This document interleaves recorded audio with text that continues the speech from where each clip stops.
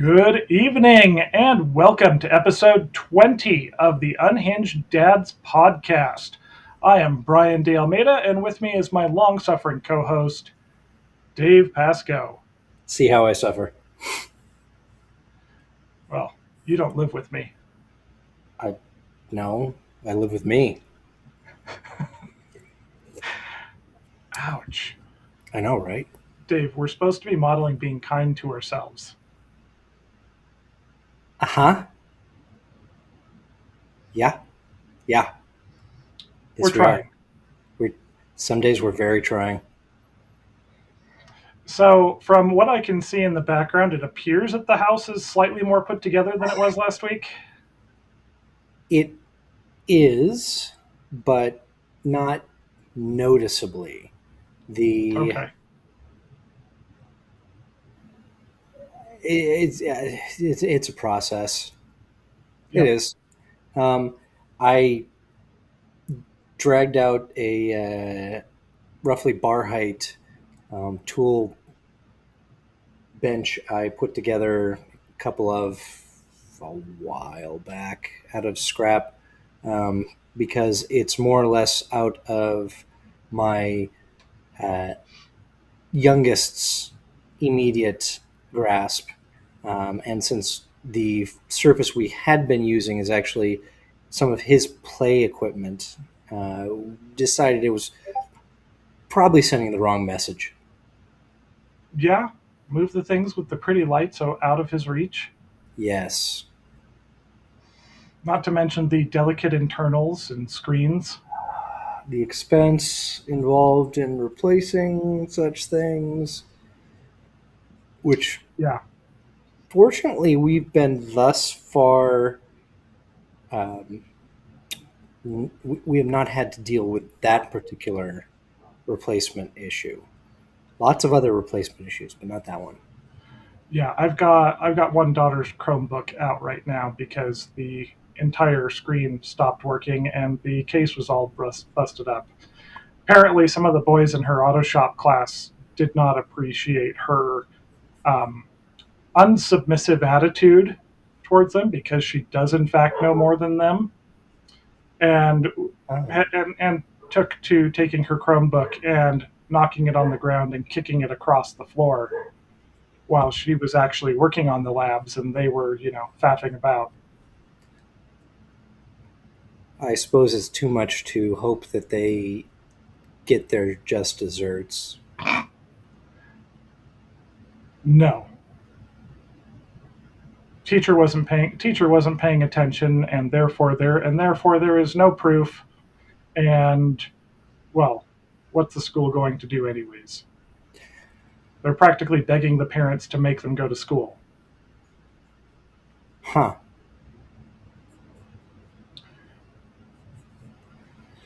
You know, what can't continue won't.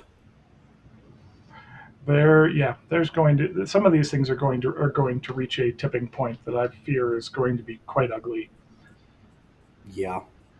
But well, we have got an interesting topic Eh.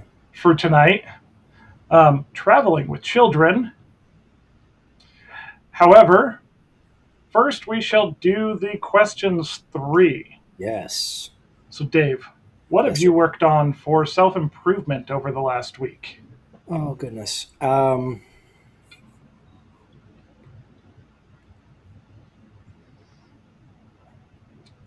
That's actually a little bit tough.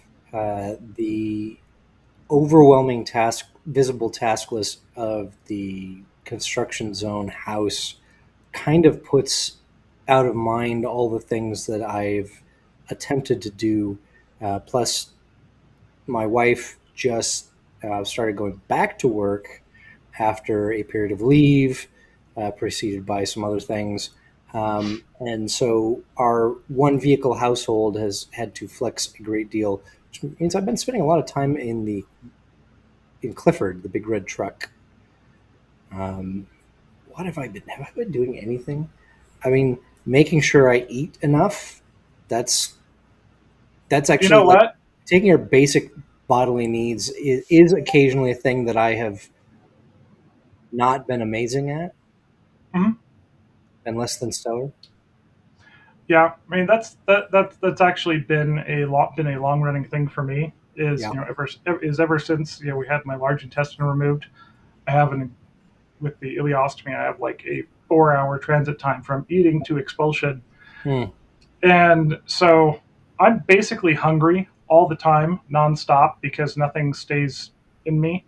Right. But if I indulge that, I will be type 2 diabetic and very overweight because I will absorb any starch or sugar that I consume. Yeah. So I And have, not much else. yeah, I've become very adept at ignoring feeling hungry Hmm.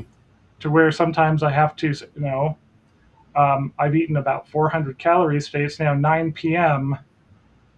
I should Gotta eat eat. something else. I mean, that's reality sometimes.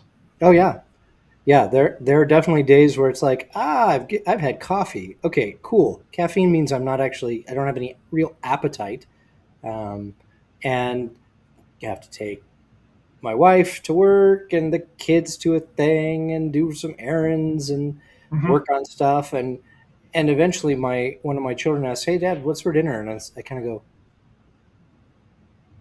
"What's that?" Yeah, I ate breakfast at 1 p.m. today. I mean, I started at 7 o'clock this morning. some people call that intermittent fasting. Yeah, it has to be intentional. See, Take a drink. I don't feel like it has to be. But for me, Yes, sir. workouts, consistency thereof. Good. I'm Let's looking forward see. to getting back to that. Monday, Thursday are upper body. Hmm. Tuesday, Friday are lower body leg day, leg and core day. Which let me tell you, when half of your abdominal muscles are disconnected from the nerves, core focused workouts are unpleasant. At, I think they'd be at least very strange, but yeah, likely distinctly unpleasant. Yeah, one of the things that my physical therapist after last year's surgery had me add in is a plank with a row. So you end up doing a plank on one arm, Yep. and I'm doing a row with 60 pounds on it with the other Ooh. arm. Yeah, And when yeah, that's when the right side of my abdominal muscles don't function, it's weird and I don't like it, but it's good for me. So mhm. we do it anyways. Yeah, definitely. Okay. So you can't for question two, what have you fucked up this week? You can't say, well, I also have regularly forgotten to feed myself. No, Now I'm throwing in arbitrary rules on you. while that's no, that's entirely reasonable. No, I had a enjoyable, thoroughly enjoyable experience last Saturday.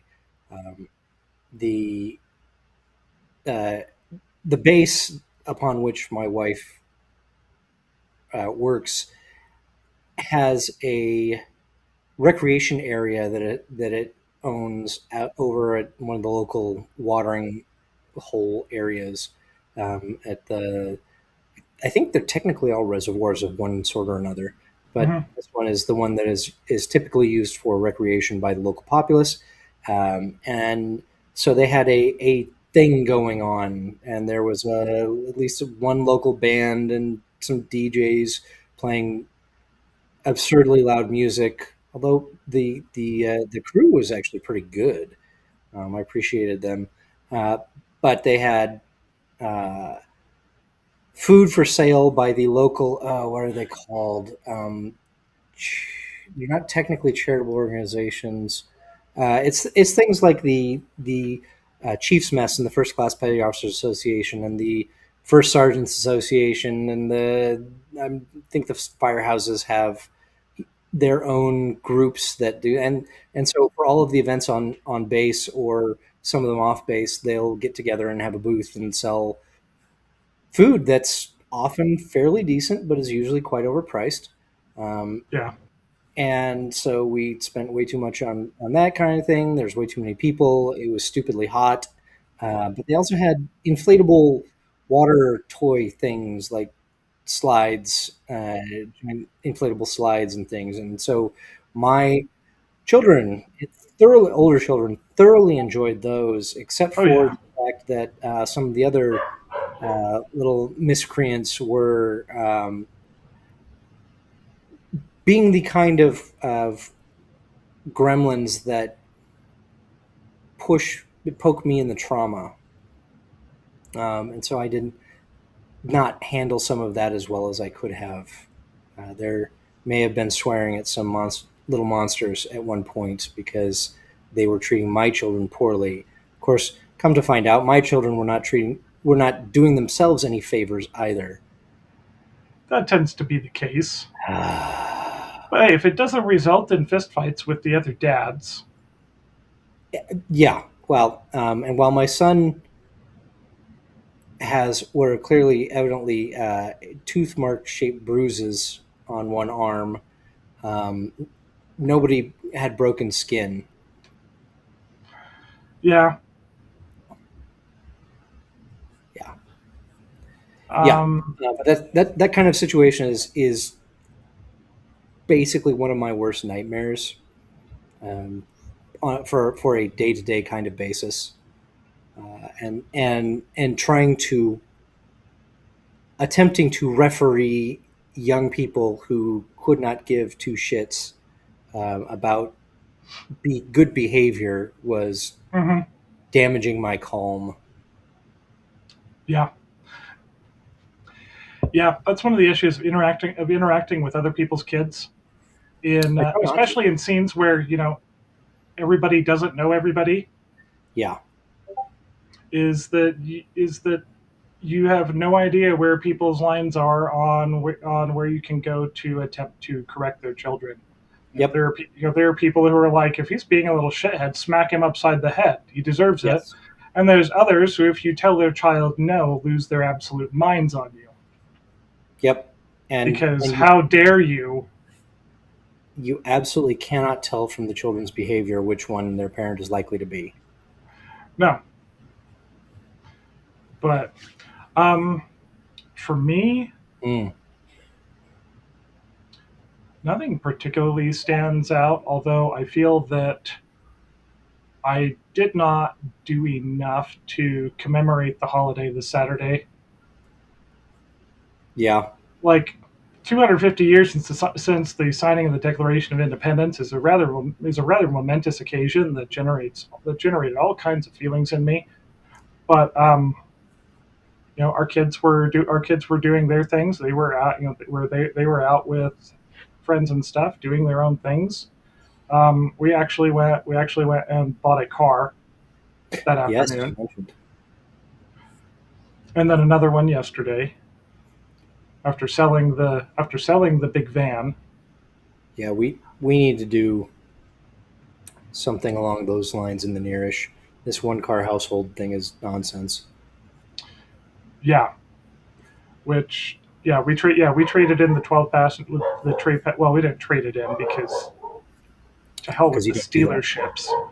Yeah. The local Stealership offered me $13,000 cash for it, or 16,000 on trade in, and I was like, but you guys don't have anything on your lot that I want to trade it for. Well, we'll Right. buy it for 13,000. I'm like, yeah, and you're going to turn around and sell it for 23. Right. So I went, we went on Sunday and thoroughly cleaned it out. Shampooed the carpets and all that. I had to uninstall the subwoofer and subwoofer amplifier out of it because that subwoofer is, I think that was my ninth car I've had that one in, so I've got sentimental attachment to it. Oh my god, my dogs! Can you hear They're having a great old time out there. them? There are dogs walking by outside. Yeah. Yep.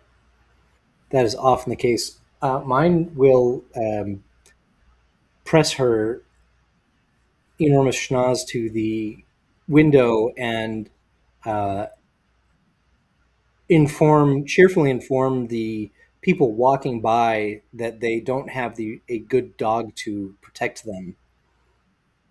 See, mine are fine with people walking by. It's other dogs. Yeah, yeah, other dogs too, but we don't like there are a couple of small dogs that just kind of roam. Yes, Subwoofer sentimental value is through the roof.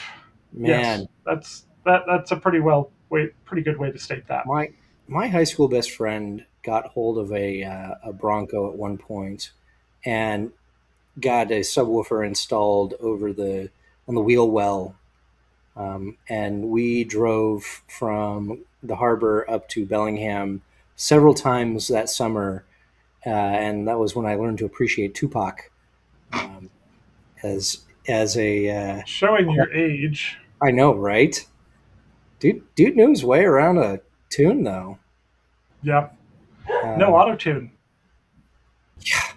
Unlike all of modern hip hop. yeah, yeah. Turn. I shouldn't talk about the apparent source of most of modern hip hop's funding, should I? That's too political.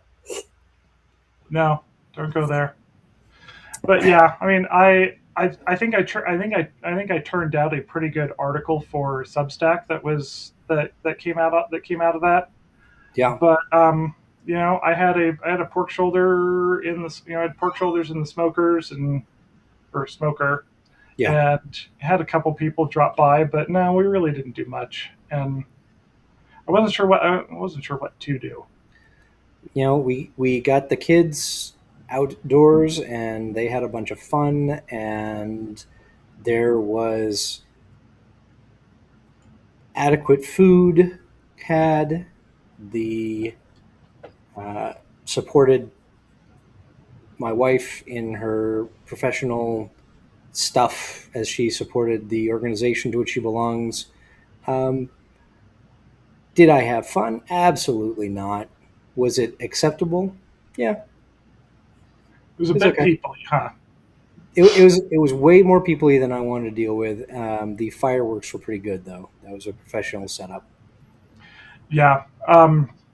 Well, here in Utah, all personal fireworks were banned due Yes. to severe drought conditions and already having had many large wildfires caused by people being irresponsible. Hmm. Um, Problem is that here in the Salt Lake Valley, at least half of the municipalities have gotten away from fireworks shows. They now do drone Drone shows. shows. My in-laws went to a drone show in uh, the western front of Colorado. Uh huh. I have zero enthusiasm for that. I'm sure you can do some cool things with a drone show. I am equally sure that it has none of the excitement of a good mortar barrage. Yes, I want to feel the shockwaves from 12-inch mortar Yes, shells going off 1,000 feet above me. my youngest, who has appeared now and again on the podcast videos, really enjoyed the fireworks display. So Yeah. that was So, gratifying. what's something that you did well over the last week? Well, I mean that one is there. I self-sacrificially made sure that my wife was able to spend several hours supporting her professional organization at a shindig that I resolutely, absolutely did not want to be at. Um, I was also under the misapprehension that this was actually going to be more like a command barbecue Hmm. gig, which I'm typically down for, although I feel out of place. Um, but no, no, this was all the randos from everywhere. All the So odds and sods from the base community, yeah, using a yeah, very expansive definition of community. and even better, since the vast majority of the populace on base is transient young students. The base legal decided that busing them out to the recreation area so they could partake in the festivities was a misappropriation of funds at the last second, which Lawyers are assholes. I know some decent lawyers, like a couple of them. Yeah, they're what we call outliers. Hmm. I'm not enamored of the legal profession, within or without the military. Yeah, that's fair. For me, in spite of everything going on, because I've got multiple project management contracts, and the whole thing of buying and of buying and selling cars, the running children around, dealing with people's medical stuff, Yep. trying. I mean, trying to work on this finishing out the basement. I'm actually doing well to get 2 or maybe 3 days in of actually working on it, which is kind of annoying No, because. I get that. I really get that. But I still took some time Friday morning. I left the house at 4:45, and I went out fishing for a couple of hours. Well done. So I'm still doing stuff to do because I want to do it, and not just doing all the things that I have to do, which can be a struggle. Oh Of yeah. I could be using my time more productively, but also I need time to decompress that is not at 1 o'clock in the morning when the house is finally quiet. Yeah. That was.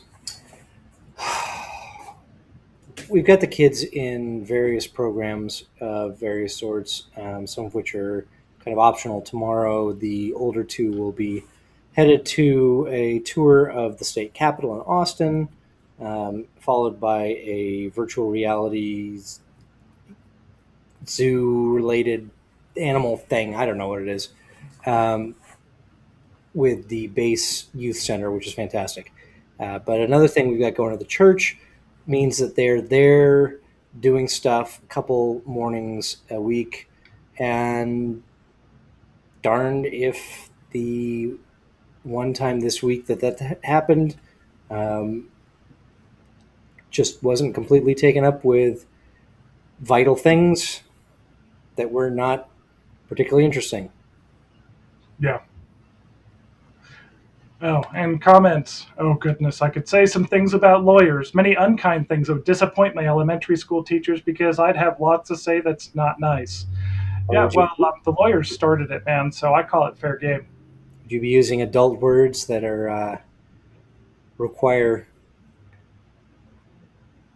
we require our children to be able to define and utilize in various forms of speech before they are and explain the context and the connotations thereof before they're allowed to use any of those. Yeah, look, if you're gonna do this, you need to learn to do it correctly, and you Yes. need to learn in what settings it is inappropriate, Yes. such as actually, you don't send your kids to school. No. No. But still, I'd imagine being given an assignment and saying, "Dad, this is fucking boring," is probably not exactly kosher. No. I would allow them to say this is stupid. Or I don't understand why I have to do this again. That's perfect. I love that. Yeah, but this is fucking boring, Dad. No, come on, guys, Nope. be a little more thoughtful. Do better. Do better. Be better. Make better choices. So, Yeah. um, leaning Traveling. into our topic, traveling with children. On Instagram, I came across somebody with an interesting blog. This is the Save Point Dad blog. There's a Hmm. lot. There's a lot. He discusses a lot with gaming, and like trying to figure out how to still enjoy that as a pastime while being an active, involved father and stuff.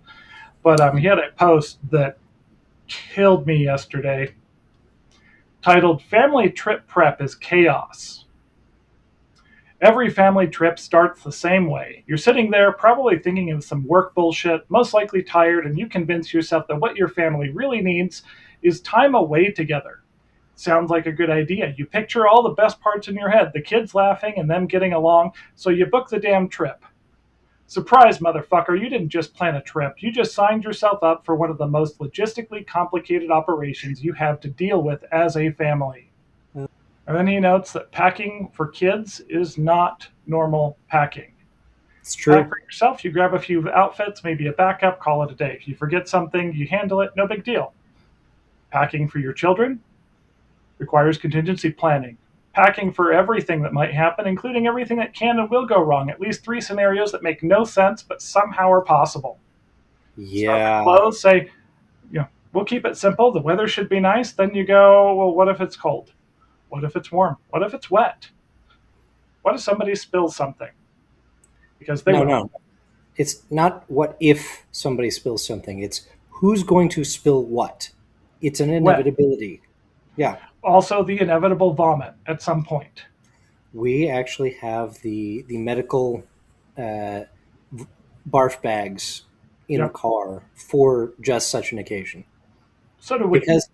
Because I've been the guy in the cleaning vomit out of the car in the dark on the side of the road, and that's not fun. No. I'm adequately prepared for vomit. Yep. Last fall, we did a camping trip, and my oldest son and I went out 2 days before everybody else because you had to reserve the campsite for 4 days and you had to be there on the first night, and Mm. everybody else had things going on. So when I came back home to bring everybody else, most of them ended up in the van with mom, and I had one of the dogs with me, which is when I found out that my he's not a puppy, God, he's 4 years old, but the youngest of my dogs, Lord Right. Nibbler, gets anxious diarrhea all Oh, over the back seat of my truck. oh, That I was not prepared for. that's terrible. How do you like you don't prepare for that? I happen to have a couple of microfiber rags sitting in there, Yep. and I generally have a package of wipes with my ostomy supplies. Sure. So we made do, and when we got home, I got to remove the back seats so that I could clean all the surfaces of them and underneath them. Oh yeah. Yeah, I mean, dogs That's add a whole. I mean, dogs a dog adds a whole nother level of complexity. God bless. Yes. Have done that several times. But then he goes to you're packing snacks like it's the apocalypse. You think No. going somewhere with restaurants would solve the food issue? No. Things they eat every day suddenly become gross. Things they loved last week are now not worth touching. Meals turn into negotiations that make no fucking sense. Yeah. So now you're packing snacks like you're preparing for long term survival. You pack enough food to feed a small group of adults for days, even though you know you're going to hear there's nothing to eat at least every day. He goes on, but I was That's like, holy shit, man, you got it. Which that's hilarious. that's the first bit of our outline is you go say, hey, we're going to go on vacation. This is going to be great. And then you start planning it and realizing how everything could go wrong. Yeah. I usually hit that point about a week before we're leaving. As I'm checking off my list of pre-trip car maintenance. Which, by the way, if you look on our Substack or if you look on the website, um, I did a article for when we were actually going to do this episode a month ago, Yeah. with that I put together a pre-road trip checklist for you because most people are not professionally trained as auto techs like me and have not spent the last 30 years taking shit apart. So I gave a from my perspective kind of rudimentary, but here are the basics to cover. If you can't do it yourself, have your mechanic do it. Yep. And that should reduce the possibility of having things go sideways, vehicle wise at least. There are So there are plenty of places that are relatively quick on an oil change. They'll do the filter. They'll try to upsell you other fluids and coolant related things. If it's been a while, you can get those done fairly quickly and easily. I cover that in the guide. Yeah. Um, One of the only things that I'm typically going to make sure that a mechanic does is the AC related stuff because I don't have a vacuum pump. I do. Yeah, I have, and I I have a vacuum pump and a big tank of refrigerant and the scale to weigh it appropriately. this is not at all surprising to me. Um, Yeah. but a lot of things in the vehicle are way easier than you think they are. Mhm. If you need to replace your spark plugs, that's easy to do. That is genuinely not very hard to do in a lot of That vehicles. depends. Basically, any front wheel drive car or anything with a transverse engine and with a transverse V6 engine, the Mm. rear bank of spark plugs Oh, that's going to are a suck. cast iron If bastard to it's get to. if it's transverse, that is really going to be unpleasant to have to get to. I Some of them are admittedly, easy. I am working in an expedition. Yep.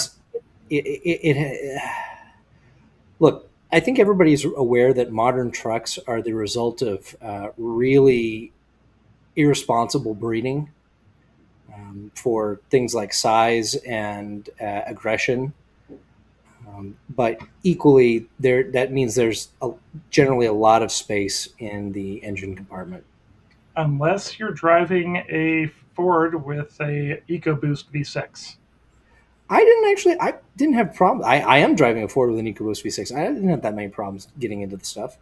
Okay, Of course, let's say compared to the V8 engine bays, there's a yeah. whole lot of extra space taken up by Well, those two turbochargers and all the piping for them.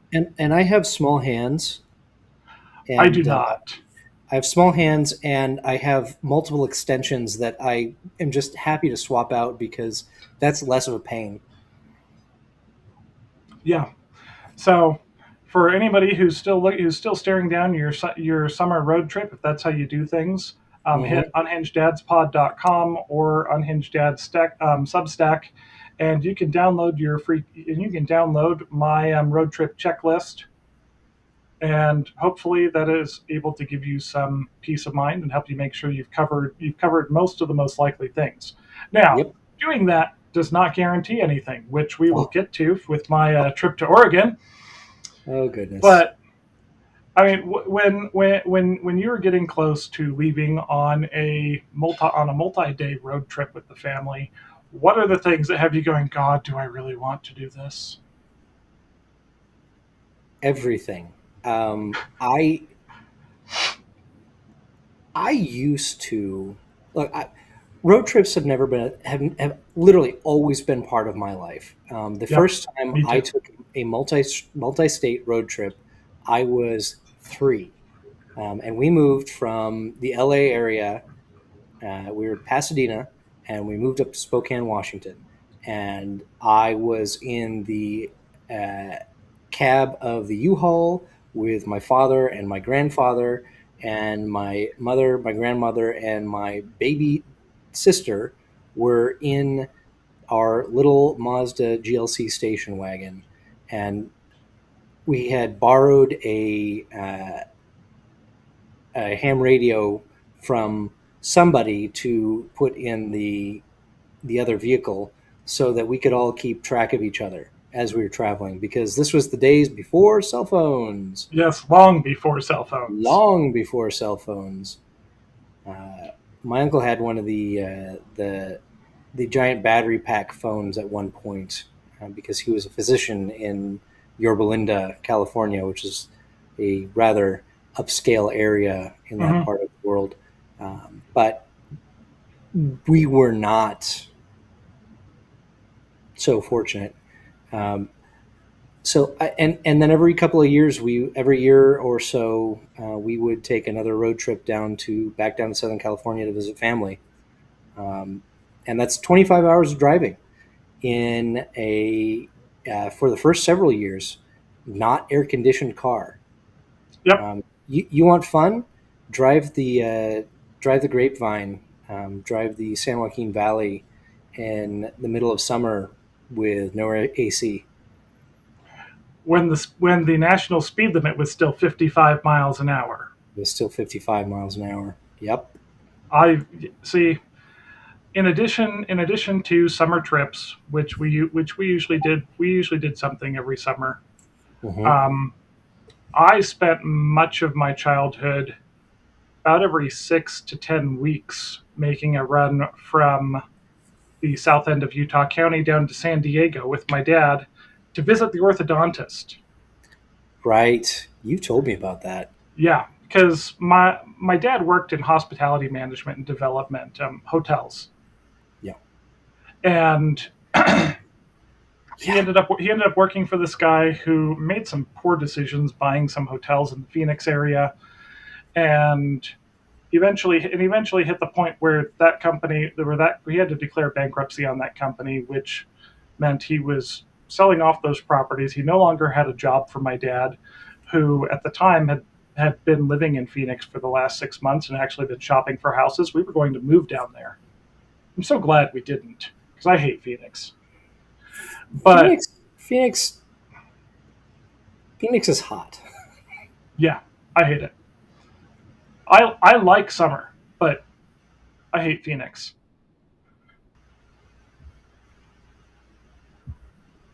Interesting. Anyways, so this guy was an orthodontist, and suddenly, with a little more than a month's notice, my dad no longer has a job. He's like, "Hey, Dave, I know you got a bunch of kids. I feel really bad the way that this has gone. If you bring them down to my office in San Diego, I'll do all their orthodontic work for free." That's not a small thing. No, especially not for like me. I was the first one. First time he looked at my mouth at 8 years old, he went, "Oh, holy shit." Because I have large teeth and a small mouth. My two front teeth came in back to Wow. back, this That's facing this way. amazing. My canine teeth, there was no room for them to even push out the old ones. They came in above the other teeth. That's what he started with. That's He started working on me at 8 years old and took off my braces about 3 months before I turned that 18. is a lot of very expensive orthodontia. Now, the thing he did do is he ended up writing a ton of journal articles on us because he actually did a bunch of experimental stuff. As far as I know, I was the first person in the United States who had braces with the now common Yeah. memory wire, which was invented in Australia. It's a steel that is very Hmm. pliable when it's cold. When it's warm at about body temperature, it slowly realigns itself to straight. So you don't have to go in every couple of weeks to have the braces tightened. They do That's it a on their own. They just check it and they clip off the back of the wire yeah. as it straightens out. So he wrote a bunch of journal articles on that, as I think I was the first person in the U.S. to have that done. There was a brand new device he used on one of my sisters that actually forced her mandible to grow Wow. out longer to make room for her teeth, that he wrote journal articles on. But the end result was, even doing these methods that required less Yeah. frequent appointments, we had to go down there every 2 or 3 months for Wow. 10 years. So I've spent a lot of my life on the That's a I-15 shocking amount of corridor. travel, honestly. It is, but it was cheaper than the about he fig by the time I was done, he figured he would have billed about $160,000 Oh my just on my god. mouth. And I had four younger Oh siblings, wow. That's amazing. and mind you, this was in Yeah. this was in the '90s. My braces came off in the year 2000. Wow.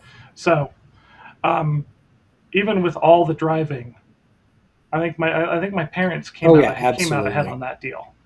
Um, yeah. Oh, we have Haha. a point here.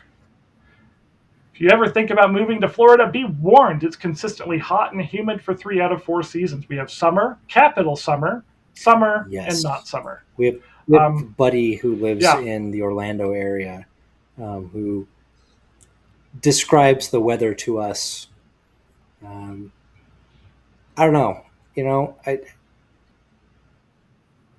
my wife lived in Gainesville for 5 years. She lived there. She lived there when we met, and it was her house there in Gainesville that I was unknowingly brought over to help her renovate her bathroom Yep, over Thanksgiving. And let me tell you, going from Salt Lake City to Gainesville in that's November, a difference, I went from jackets to shorts and sweating dude. like a Man, pig in a luau. the year my wife and I got married, she ended up deploying to Iraq, and I went to visit her while she was in the training cycle for that, shortly before she left, um, and she was at near Virginia Beach. I got on the plane in Honolulu and got off at LAX, and then got off at Dallas, and then got off in Virginia Beach. And each time the temperature dropped 20 degrees. So by the time I was in Virginia Beach, it was frigid. Amazing. It was And that's a amazingly shock. uncomfortable. I came home from 2 years in the Philippines in March. Wow. It snowed 2 days after I got home. Yeah. I hadn't seen a temperature below 60 for more than a couple of hours for the better Yeah. part of 2 years. It really It's is. an Your blood adjustment. thins. You genuinely get used to the heat. I don't Hmm. thoroughly enjoy Texas summers. Um, yeah.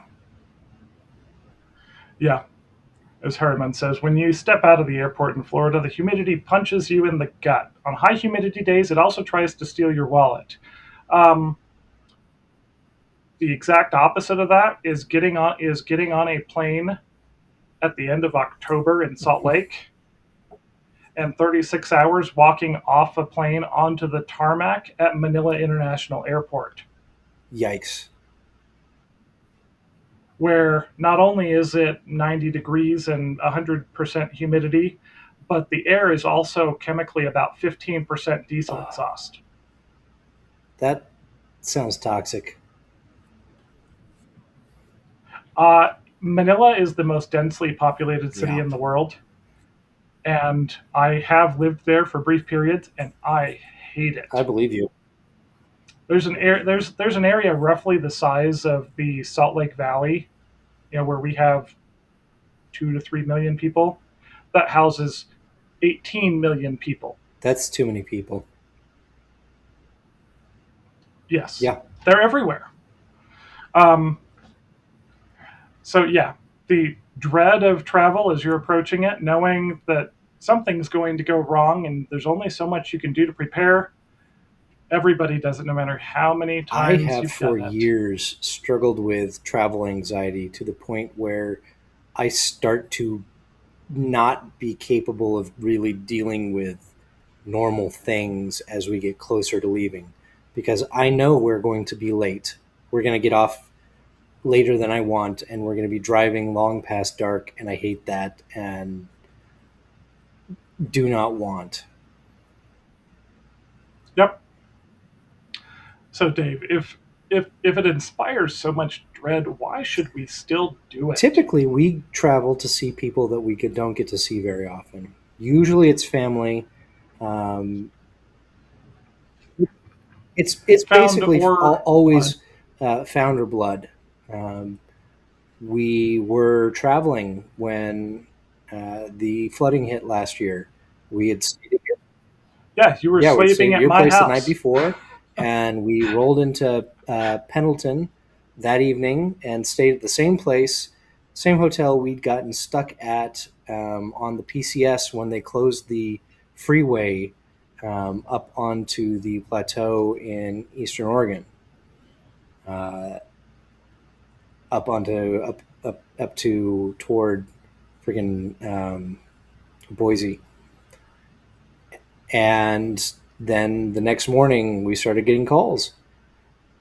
You know, we had a great trip in a lot of ways. except for that whole, your house is just There's no basically house to ruined. You come don't back you don't to. have a place to sleep when you get back, because your house is molding, which it was. On the upside, you guys were not at home and did not have to deal with what so many people in Texas did, where um, people were Our carried away. children would have been, they were, instead of sleeping in the comfortable and elevated loft beds that I had made them a few years ago. They had taken to sleeping under the beds because they could hang sheets and blankets and towels and things from those and pretend that they were camping out. They would have been in the floodwater as it rose, and come to find out there Yeah, was at least one untaped flying joint of a live wire in the walls at about 3 inches off the floor, in their room. So who knows? Yes, that's fucking yeah. scary. Well, it was less scary because when we found it, the electricity was off. But and the fact that they weren't sleeping on the floor that night, because the flooding, the rain all happened in the middle of the night. It was zero dark 30. Yep. We would have been asleep. Um, Yeah. Yeah, and when I'm doing electrical work, sometimes I'm not. Sometimes I don't bother to turn off the circuit. I'm just swapping out one outlet. It's just 110, whatever.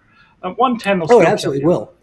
It can. It's It generally won't from a it's brief it's shock, but tingly if you brush it, but if you're screwing around, it's going to be uncomfortable, and it's hard not to screw around, yes, especially if you're used to doing things. Uh, yeah, yeah. There were so many things that we discovered in our house where we kind of went, huh, that's it's amazing it didn't burn that was down before literally it that flooded. literally my Sparky brother-in-law said several times in the 8 days we flew him out for to help us rewire most of the house. Just one of those. This place was kind of a death trap. Wow, Yeah, that's amazing. and the inspector Well, didn't it's catch that. outside city limits. They don't inspect that shit. They don't care. Oh, you didn't hire Oh, a private oh, we inspector we before did, purchasing? but the stuff that's buried in the walls, they're not going to notice. Um, I mean, you can with an IR I, camera, but guar- I not everybody goes that guarantee. far. And come to find out, San Angelo has been a bit of a problem when it comes to the inspections, in a Yeah. lot of ways. So, in your experience, both as a child and as an adult, kids' favorite memories of family trips, are they the things that were planned perfectly and went off without a hitch, or are the things that somehow got all fucked up but turned out okay? Okay. Let me put it this way. Mention driving the San Joaquin Valley in summer. One year, because the GLC had the textured vinyl seats, upholstery Mm-hmm. on the seats. That you would My sweat and gosh! And stick you to? you peel yourself off when you stop for McDonald's or something, and your skin looks like fish scales because of it. It was great. So is amazing. Uh, One year, my parents decided that it was a brilliant idea, to make sure that everybody had squirt bottles of water, because we could evaporative cooling is a thing. Yeah. Oh hell yeah, it is. Um, But I'm guessing that went about how I'm I imagining. mean, we were soaked through a lot of the time, so it was not as bad as it could have been. But it was definitely dripping from the ceiling of the car at more than one point, and we did not repeat that particular experiment. I say because I know my siblings and I, in spite of the fact that my dad would have slapped the absolute shit out of us, would have used those more on each other Oh, than and on and ourselves. that was in fact encouraged up to a certain point. And I know my sister and I did that, and squirting whoever was driving was inadvisable because odds are good you're not even going to hit them, and that then it's like you're getting rain inside the wind on the inside of the windshield. That's not a great thing for driving. Um, No, that's not a great thing no, for not really. visibility. Uh, yeah. Fortunately, your dad was more patient a man than mine. Yes. Yeah. That Because I can tell you, there is no way in hell we would have tried to spray my fair. dad. I think that happened once.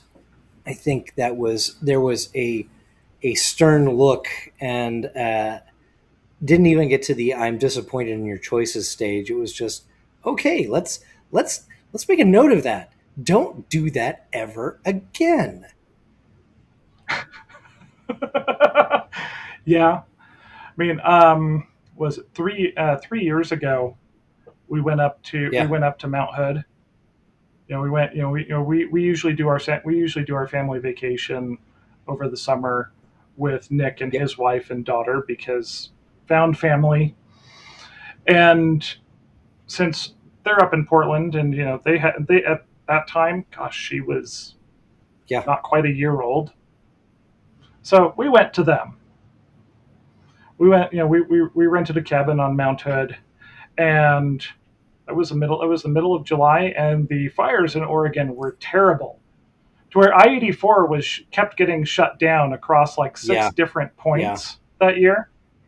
I know what that So is. we had to take the long route to circle south of I-84 and basically caught it at Ontario on the Idaho border, which, given Oregon and its low speed Yep. limits everywhere, added about 4 hours onto that That's drive. fun. And I remember we were approaching dusk. We were still several hours out from our overnight stopping point. We're in eastern Oregon, and our van was white. We're driving through this burned out area where the van was actually pink because it was coated in floating fire retardant that had been dropped by aircraft. That's amazing. And my two oldest boys, who at the time were 12 Mm-hmm. and 10, were sitting next to each other and just had reached the point of, we hate each other. Yep. This sucks. And I remember I finally pulled over. We said, boys, come here. Went over to the side of the road and said, look, guys, I understand this sucks. We were supposed to already be at our Yep. overnight stop.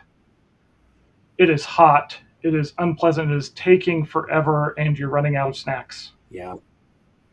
And there is no place within 100 miles where we can buy more Yep. snacks. But you guys are making this impossible. And then he asked, Yep. guys, I don't care. I'm sorry that the detour here to avoid the fires has added 4 hours onto this drive, but I need Yeah. you guys to chill. There is nothing that we can do. There is no place we can stop and let you guys run around because, as you can see, everything's just Right. burned out. And I don't think that we're supposed to be inhaling all of this fire No. retardant. They're like, but I was like, guys, like, we can't do butts right now. Okay, as soon as we make it to where we're stopping, we can throw you guys in the pool.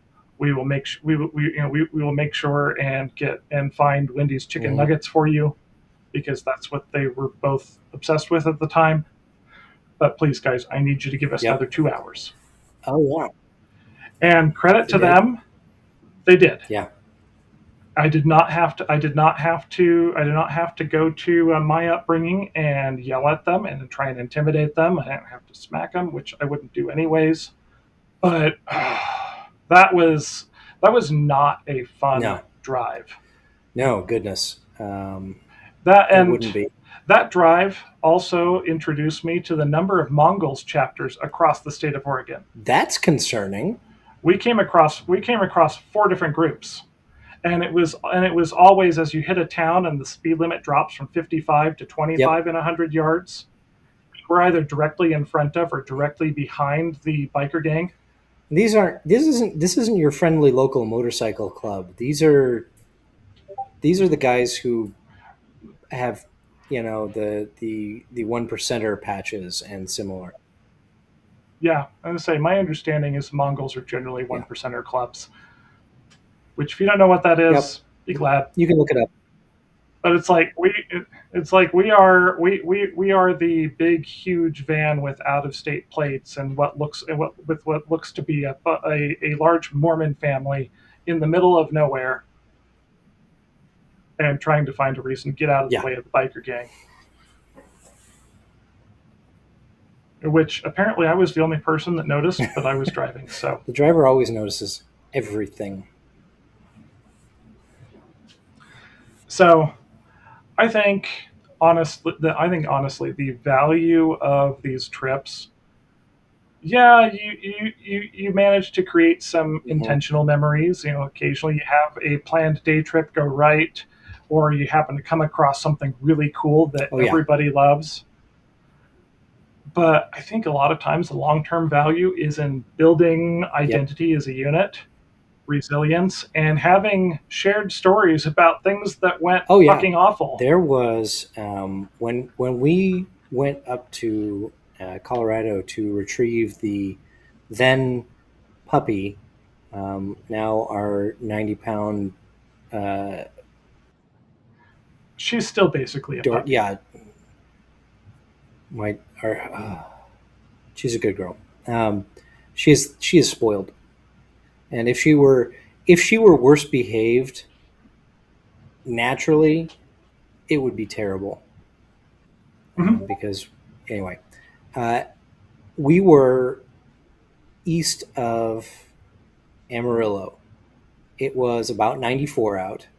We were dragging the trailer because we had cleared everything out of the back of the car so that we could To make room for the to make room puppy. for the puppy, who could not stand to be away from her people by 3 feet, and so spent most of the time yowling. Um, when the front driver or the front passenger side uh, tire turned inside out,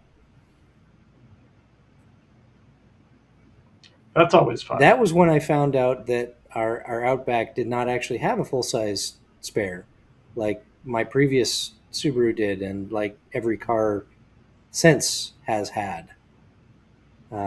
We got the donut on, which was not fun because it was quite warm, uh, Hmm. and And you realize it's good for 50 miles at 50 miles an hour. and we And you're in West yeah, Texas. and we were not going 50 miles an hour because it was a donut, and we were aware that those things are not particularly great.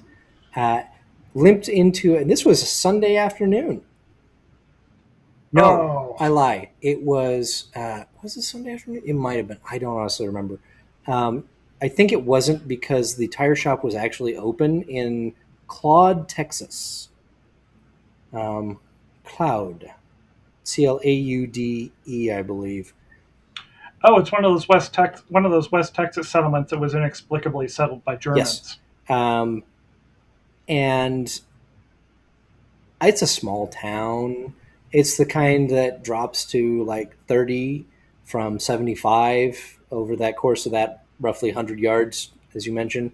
Uh, And they make more of the city's revenue off of those speeding tickets than they do off of taxes. most of those little places aren't actually that bad. There are a few places you absolutely have to watch out for and really Yep. pay attention. But Cloud was, Yeah, there's two of them between Amarillo and Wichita Falls. yes, yep. Uh, we got there and pulled in, and As Bob Cruz says, like my dad said about our collie growing up, that dog isn't spoiled. He just kind of smells like that when he's wet. That's, yeah, yeah, uh, and ours hates being bathed.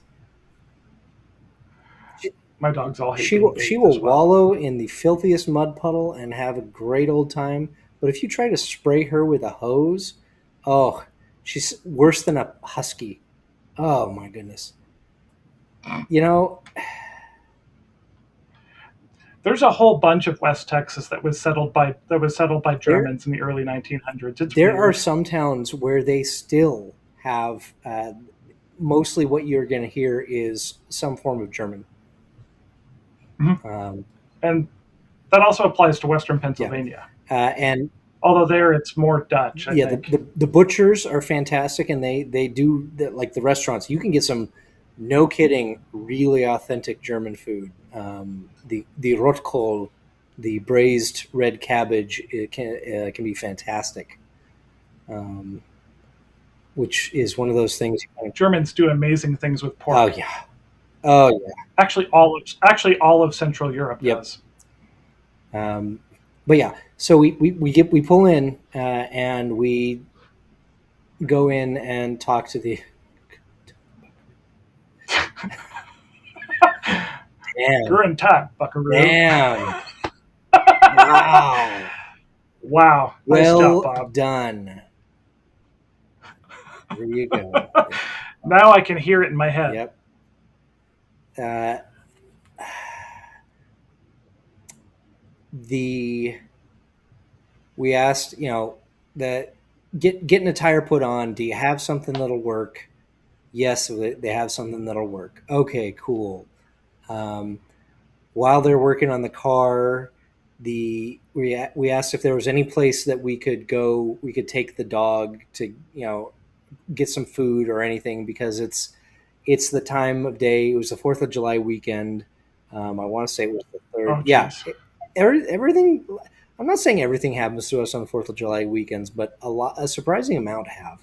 Um, the local coffee shop was like had just closed down, but the girl working the counter at the tire shop knew the owner and called her, and the gal said, "Yeah, come on over. We have, hey, small kids, new puppy, tire blew out. Yeah, come on over." So we got to sit down, and they just made us food and wouldn't accept any money, and brought out a dish of ice water for Kitty, who was then only about a 30-pound puppy.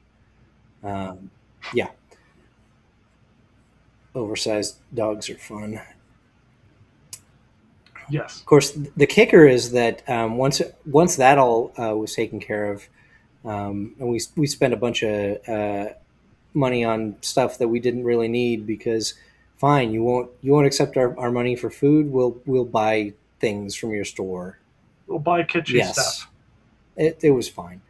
Um, we then got about half an hour outside of town when the tire that they put on went flat because whoever had done the work didn't actually mount the valve stem correctly.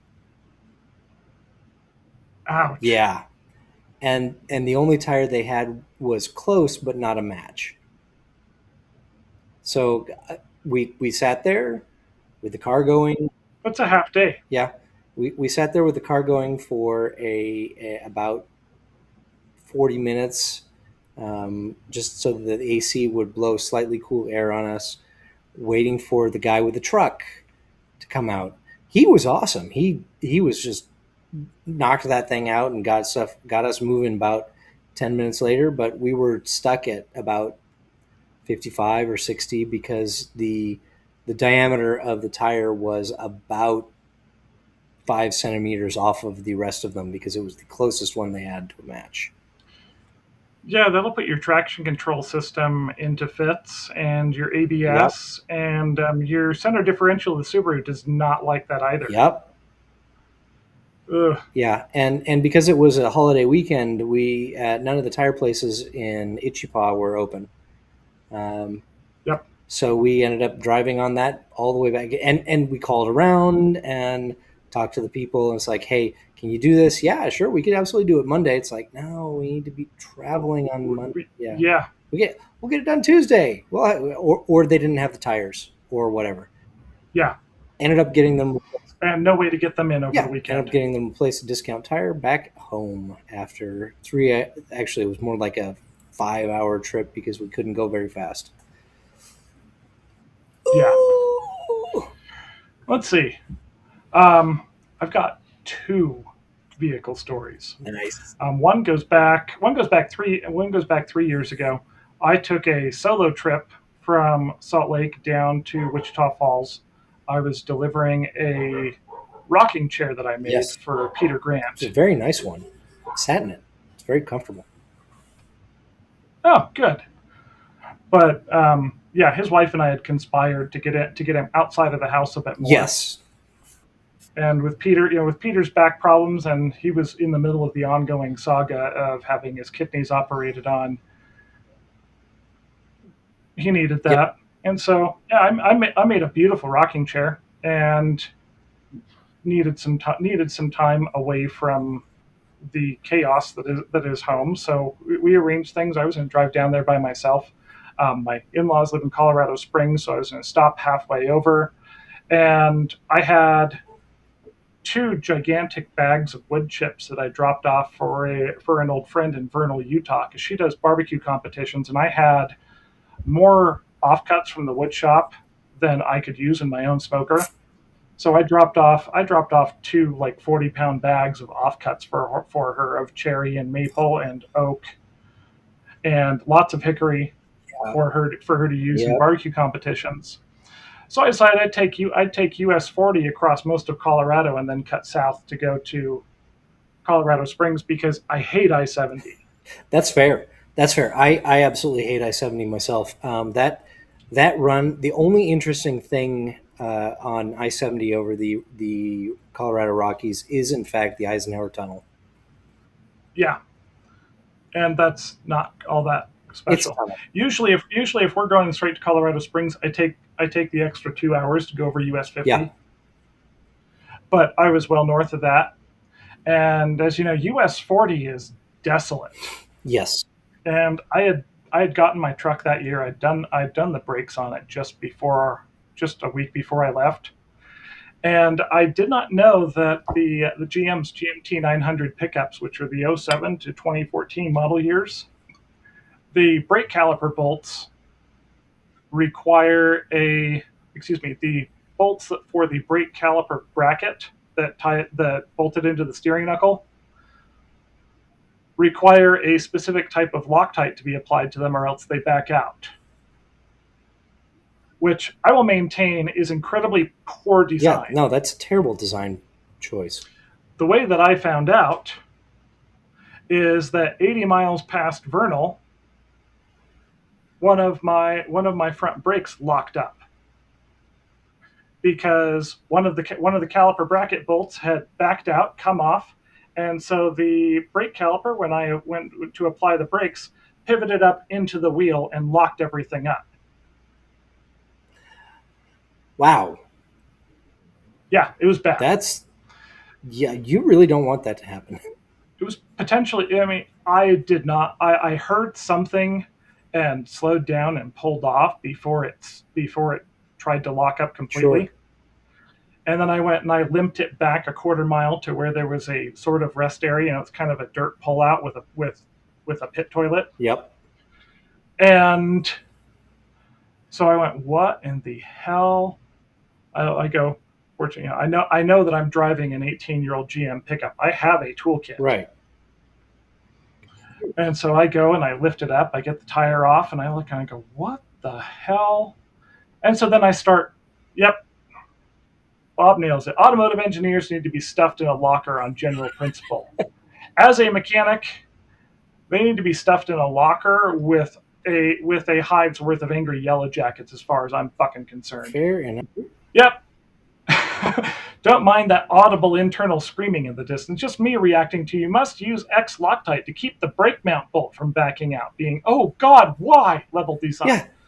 No. No. No. Yes, my feelings fucking exactly. The worst part is how many approvals have to get made on those each and every decision of those.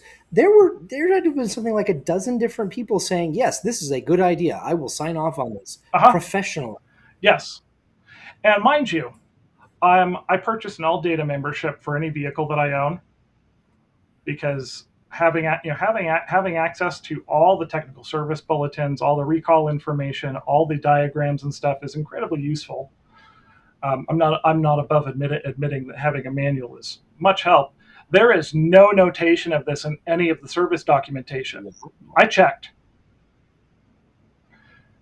I learned that if you just buy a set of replacement bolts, they come with the proper Loctite. So I just replace those now when I do the brakes on that. But at this time, I know that I just reused the bolts as I would on any other vehicle that I've serviced in the last 30 goddamn years, Mm-hmm. and found myself 80 miles away from Vernal, Oh.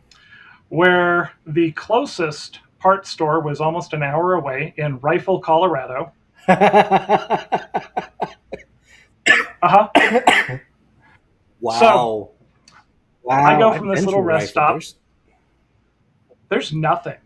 There is one parts You store. know, They closed at 4 p.m. It was 3 yeah. something. I placed an order for the part I needed online and called them and asked them to stick it on their loading dock. And as people came and stopped to use the bathroom, I begged for somebody, if you could please run me over to Rifle and back to get a part for my truck so I can keep going. I'd really appreciate it. And I came across a couple who agreed to. God bless them. Yep. 2 hour round trip Damn. to find that the guys at the part store, Had not, in fact. well, no, they put a part out. They put out the bolts for the rear caliper brackets, which are a different thread pitch than the ones for the front. Wow.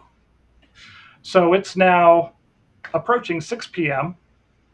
I'm supposed to be up most of the way to Colorado Springs by now. Yeah. And so I use my USAA roadside assistance to call for a tow. Find a company in Vernal that will send somebody out to get me. I make sure that the AutoZone in Vernal has the part that I need. And I tell the tow company, hey, as long as he can get me over to the AutoZone in Vernal before 9 p.m. when they close, I'm good. Right.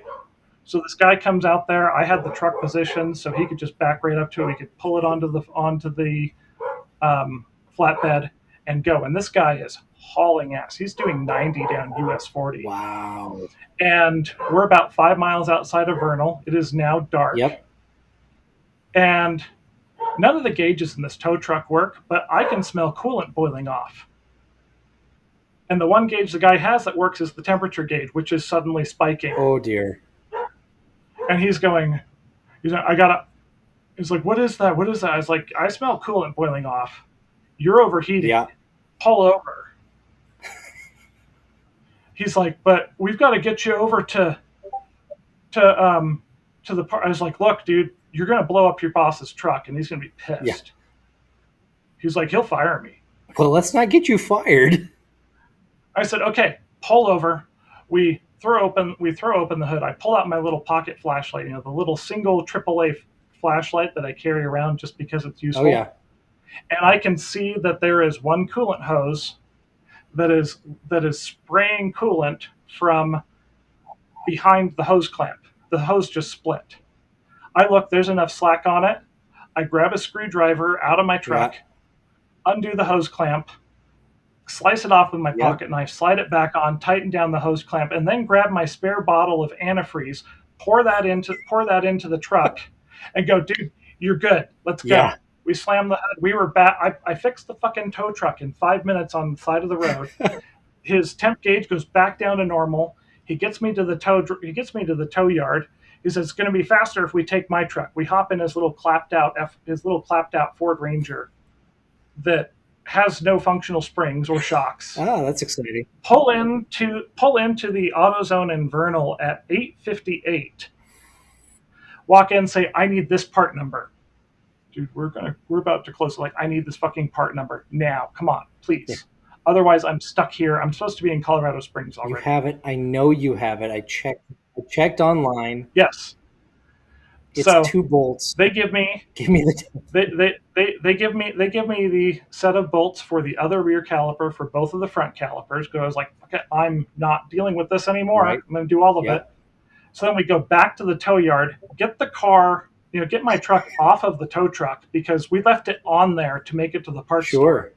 And then in the dirt on the side of the road in Vernal, I lift each corner of my car, take off the tire, take out the caliper bracket bolts, install the new ones, torque them down, torque down my tires, and then leave. It is now 11 o'clock, and I'm finally leaving Vernal to head for Colorado I Springs. remember you talking about that online kind of as you were doing it.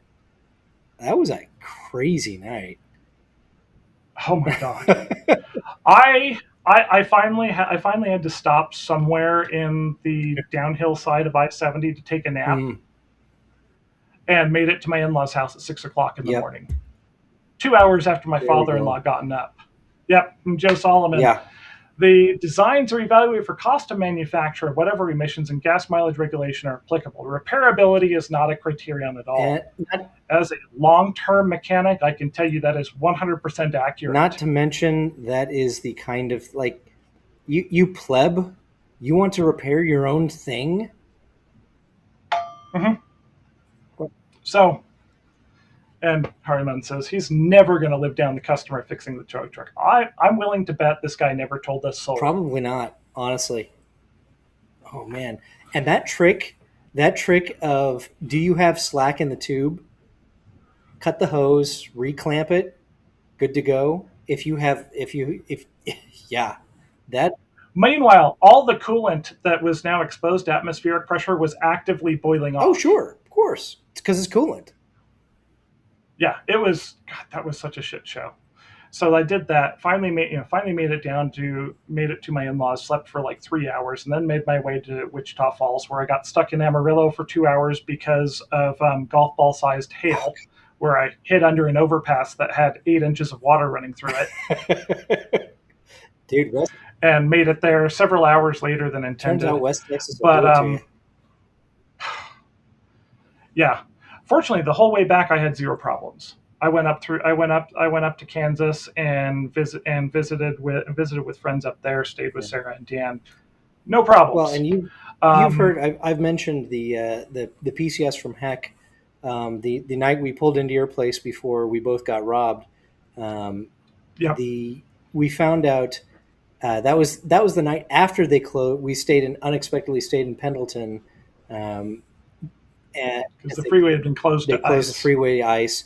The next morning was several inches of slush on the freeway as everybody's tooling along at about 40 miles an hour, including the semis.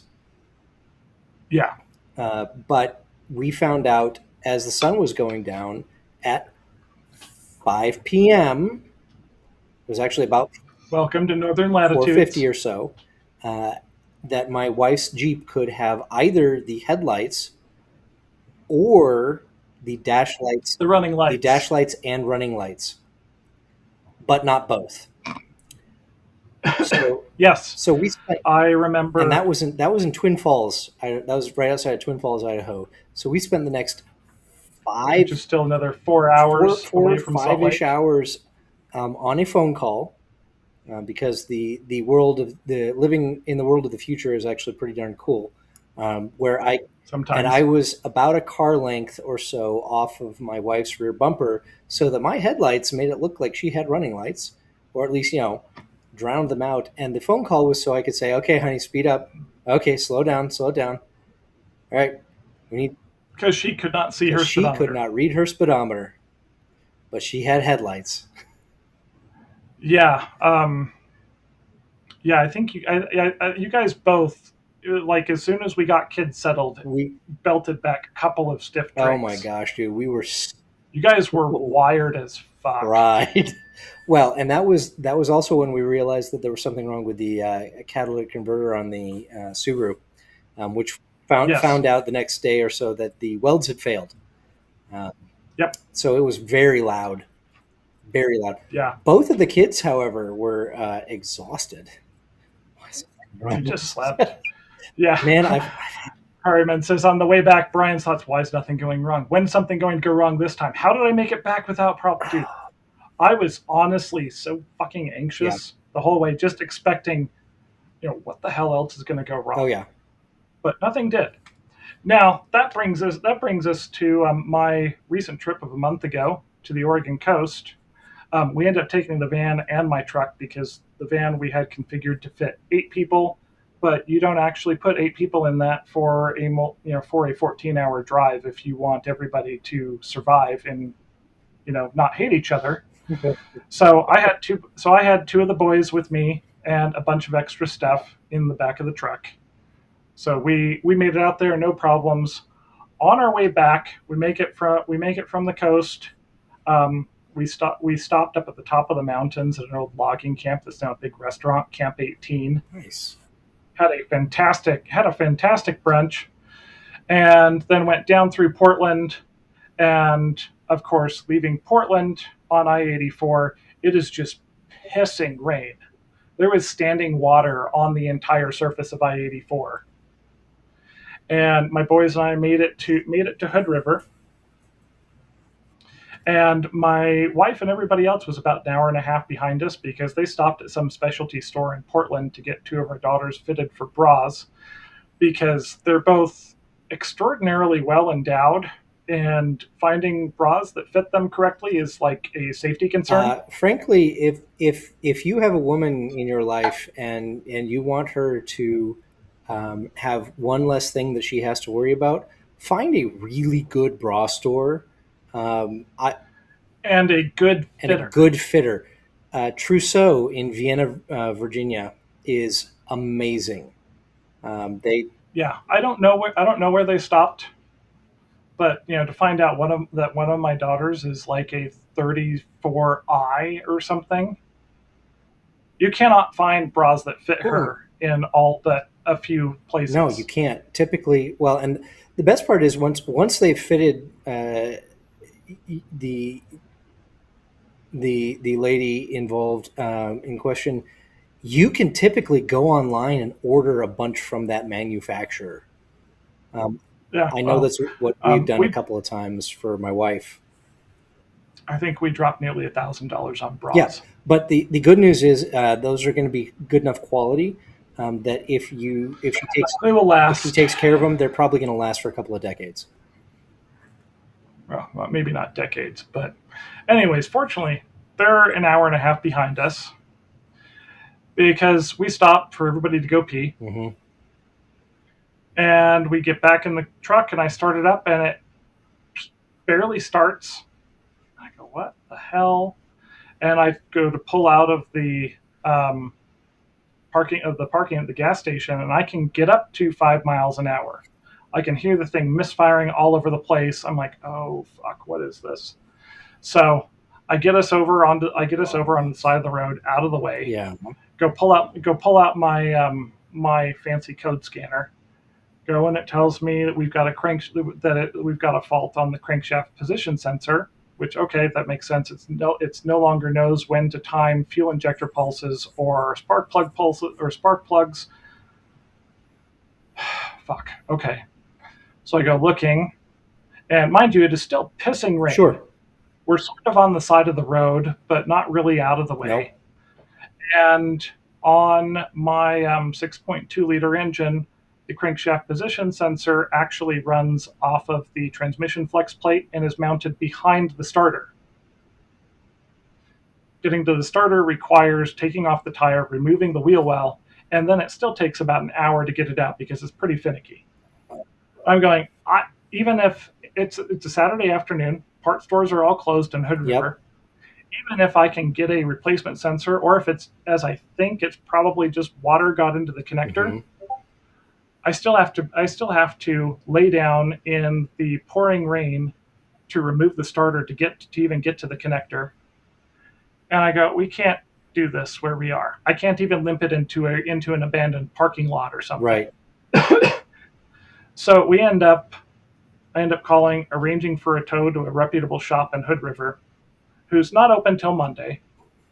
And I call up my buddy Nick, who lives in Portland, and says, "Hey, can you run out to Hood River, an hour and a half away, and come get me? And can I spend a couple days at your house?" Right. And he's like, "Well, Yeah. yeah." So Why? yeah, yeah. So we ended up loaded the other two kids in the van with my wife when she got there. Sure. Fed everybody McDonald's because I had the boys sitting in McDonald's eating whatever they would eat to get them out of the rain. Yep. By the time she got there, it already had the truck towed, and we just went and we cross-loaded stuff because, of course, we pack a combined bag for our clothes. Yeah. Went and pulled all the kids' clothes out of one of the smaller bags, put my clothes in it. I grabbed my toolkit. I grabbed a couple of other things. I have like 80 pounds of crap. And I wait for Nick to come get me. I spent a couple of days at their house. Got to go see downtown Portland, which actually has made some drastic improvements in the last year with the new mayor. Really? Yeah, we went over to Powell's, the world's largest Oh, I love bookstore. Powell's. I haven't been there in years. And going in and out of there, we saw two homeless people Wow. through our entire drive-through downtown Portland, That's which amazing. apparently is a new thing. That's astonishing. But Monday, I get a call from the shop, and they're like, "Hey, we've looked at your truck. I went and I drove it for 10 miles. Nothing's wrong. We can't find anything in the codes. There's a historical code for crankshaft position sensor. Um, I don't know what to tell you, man." I was like, "Cool. Water got into the connector." Then it sat and dried out. And then it sat, and now it's dried out and it's fine. It's like, okay, I'll be there in the morning to pick it up. So I have to get up at 5 a.m. Yep. to catch an Uber over to a transit station to catch an express bus from Portland up to Hood Yeah. River. Then I have to wait an hour. Then I can catch a city bus in Hood River to at least get up to the top of the hill. Because, it's built into the mountainside. Oh, and yeah. Of course, the shop is up at the top Oh, of it. of course. And then I have my carry-on size luggage, a 50-pound bag of tools, and the stuff in my backpack that I then have to walk all down the side of a road with no sidewalks for 1.25 miles. Joel, is the president of China coming to visit Portland? Or was that San Francisco a few years Was it ago? San Francisco or was it Seattle? It was one of those left coast places. I don't know. I remember being in the Philippines one time that George W. Bush visited, and there being such an uproar because they bulldozed about 10 city blocks of squatter residences and displaced over 250,000 people in order to make the motorcade route look nice. Wow. Now, apparently, the new mayor of Portland has a pretty good grasp of what is important to keeping the system, the city economically functioning, aside from increasing taxes, which is still destroying things. Yeah. But they're actually actively dealing with some of the issues in Portland. So I go drag all my stuff up there to the shop. I paid them $150 for the tow, paid them $150 for a diag fee. Yep. Get in my truck and go, well, let's hope it doesn't fucking rain. And zero problems. I ended up stopping in Ontario on the border to sleep because I'd gone to bed at like 10 o'clock knowing I'd be up at 5. But at 1, I woke up and then I started going through nightmare scenarios of actually one of my lifters collapsed. I now need to rebuild the engine. How am I going to get all the stuff that is in the back of it home, which means renting a U-Haul? Right. And arrange for getting the truck transported back here. That's going to be $1,000. The U-Haul is going to be $800. Yep. And by the way, the nearest U-Haul dealership that's open is 20 miles away from there. And Uber and Lyft don't operate in Hood River. Really? Yeah. See, I dig Hood River. It's a fun town, but that's crazy, huh? Yeah. So of course I got almost no sleep. I made it across Oregon and crashed. Yeah. Made it home, no problems, and I now have crank and camshaft position sensors for the truck waiting to be installed and I'm gonna take those connectors, fill them up with dielectric grease, and make sure no water getting can in get there. them. But in spite of being me and spending like 3 weeks prior to us leaving doing vehicle maintenance and trying to prevent that from happening, it still happened. Yeah. Oh, it does.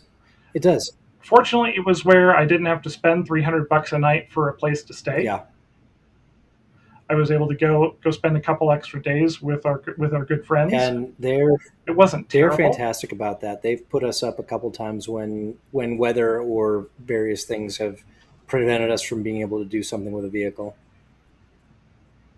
Yeah, but even when you do your best, shit's going to happen. Oh, unfortunately, it absolutely is. You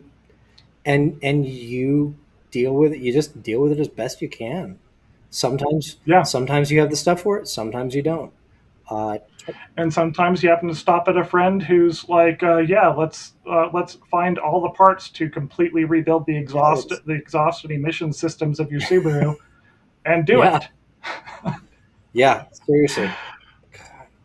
But that brings me to strategies to mitigate the unexpected, which actually this might be the first time I've said this on this podcast, which surprises me. But this is my 6 P's, which are proper preparation prevents piss poor There you go. performance.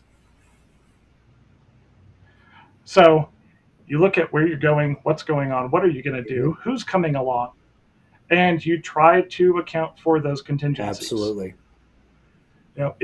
For me, it's packing a bunch of extra tools into my Yeah. truck, because that truck I have repaired on the side of the road more times than I care to admit, and usually it's really easy and cheap because it's a GM half ton and everybody has parts Yep. for it. And most things, aside from the crank position sensor, are really accessible. But so, Dave, what do you guys do to try to mitigate some of the inevitable chaos Yes. of trips like that? Um, we drive routes that we know. And given that we've been all over this country, we actually know some of the a bunch of the major freeways, and a bunch of the minor highways and whatnot. And there's a spot because we have friends in the Detroit area that we would visit semi regularly. I mean, roughly Detroit. Like it's like In the there's vicinity of the yeah, hand, the Michigan. There's the Detroit's kind of down there, and they're sort of. I mean, technically they're they're in the civilized regions of more Michigan. civilized. Yeah, yeah. And there are a couple of stretches in Pennsylvania where it's like next service is 70 miles. Um, there's a couple of chunks in the western states where there's a warning.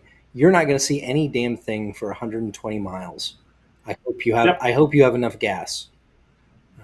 My wife grew up where they would be using a minivan to tow a camper trailer, a steel construction camper trailer through the Mojave. And she remembers putting her feet, she and her brother would keep their feet up because all the windows were down and they were running the heat because they had to keep the engine just, just under a yep, certain temperature or it would overheat. And you don't want to do that in Death Valley. yeah. Which for those of you who don't know, as long as you're driving a vehicle powered by an internal combustion engine and none of this electric bullshit, um, your car's heater actually is pulling heat out of the engine coolant. Yes. So if you see your temperature gauge inching up and you need to bleed heat out of that engine, the best way to do it is roll down the windows, crank up the heater to full Yep. blast, and you will siphon heat out of that system beyond what the radiator can do, and you can keep yourself from blowing a head gasket or cracking your engine Yeah. block by doing so. And if you stock some gallon jugs of water, you can also then pull over and dump water over the engine if you absolutely need to, or over the radiator at least. Like, is it good? You can also cause metals to crack that way by cooling them too quickly. Well, if you keep them in the back, There is a you keep them risk. in the back seat, they'll heat up to about 120, 130 degrees. Then it's less bad. Still, I cringe at the thought of it, as I've seen it Yeah, happen. I joke, but it like last ditch. Don't do that if you don't have to. Don't plan on Right? that, but yeah. Yeah, we're trying to heat up the district. Yeah, yeah. Um, I love living in the future because generally you don't have to do that stuff anymore. Yes. Yeah. It's actually one of the really interesting things. I remember driving 15 across the Mojave Desert. There would be signs: roll down your windows, turn off your Yeah. AC, so you don't overheat on this Yep. climb. And that's really not a thing No, anymore. it really isn't. The Like in the time in yeah, I Okay, the we bought an Elantra, a Hyundai Elantra, a couple of years ago, and then lost it in the flooding because when you have five colors, different colors of mold growing on the inside of your car, the insurance says, yeah, that needs to go away. Um, Kill it with fire. that man, that was a funk. There was a funk going on in that cabin. I believe Yeah, it. but that that Elantra had was running something like 130 horsepower. Uh, Mhm. go back 60 years, and the number of cars running 130 horsepower was not huge. Actually, prior to the muscle car era, 200 horsepower was a lot, Yeah, and that would be in full size yeah, sedans, and that were made entirely out of like 14 gauge steel and weighed right. tons. And and the joints between panels and stuff, fairing those not done with a composite like Bondo Right. or fiberglass. It was done with lead. Yes. You literally faired bodywork on old cars with an oxyacetylene torch and lead. Yeah. They were Yeah. There's. heavy. They didn't run air conditioning, and so seeing even up to the time to the long time of the double nickel, Mhm. a lot of cars were not really designed to go much faster than 55 miles an Yeah. hour, and if you put too much load on them, you'd overheat them. Absolutely. Modern cars, by and large, are designed to run the alternator at full tilt because you're running 14 computers plus your 7 devices that are plugged into all the ports on Oh it, yeah. run the AC, and not have the temperature gauge blip at Yeah. all. It's honestly pretty It incredible if you can remember some of the advancement in time over actually in reliability. It's it is huge. unreal. The amount of time my father bought a uh, was that a VW? It might have been a VW Bug back in 1971 or something. And Oh, I hate air cooled he engines. called it El Limon. It was bright yellow, and he called it El Limon because it was a lemon. He remembers spending more time working on it to get it running than he did actually driving that thing. That was not uncommon of the bugs of the Yeah, era, look, you don't deal with that. Modern cars, by and large. you turn it on, and you go. Hell, you Yeah, can get the idiot light telling you that you should be doing something and ignore it for months. sometimes. But yeah, I mean, it used to be 100,000 miles was about the end of the life of a Yeah, car. Now, I mean, hell, I bought two cars in the last week. One had 86,000 miles, the other has yeah, 140,000. I consider, those are Toyota yeah, RAV4s. I consider those to be approaching the middle of their life yeah. expectancy. Absolutely. That's crazy compared to when we were children. Yeah, and that was 40 years ago. When you go back another 40 years, like, sorry, you it the things just. Three times, three times a year, you go in for a tune-up where they tune the carburetor, regap all the spark plugs, set the ignition Yeah, points, and you do tune-ups all the time just to keep them running and starting. yep, And today, most cars, if you change the fluids, will do 100,000 miles without thinking yeah. about it. There are major maintenance cycles to do typically at 100 and 100 and sometimes 125, 150 certainly. But modern vehicles can go forever. It is Pretty awesome. it's phenomenal, especially. Well, ones that came prior to the enshittification that started in about 2016. Yeah, that's fair. I honestly would not put given the option of a 2022 model year and a 2012 model year, I'll take the 2012 every Yeah, time.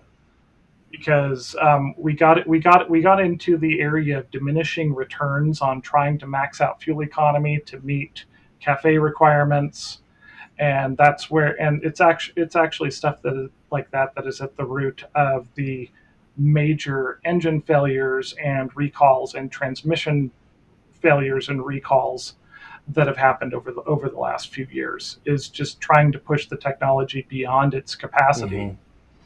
But honestly, I will say that about 2006 to 2016 is probably the golden years of automobiles for reliability and Yeah. capability. But so we already went. Yeah, we've talked about vehicles probably more than we needed to. We've got the road trip checklist. Yeah. Um, the more normal chaos of just having children Oh, and the inevitable vomit and the inevitable I'm bored or she's looking at me. anymore, anymore devices will resolve the boredom. And frankly, when I was, God bless, I used to get really car sick when I was like 7 or 8, Yeah, and so I trained myself to just sleep in the car. Didn't matter if we were going 20 minutes or 20 hours.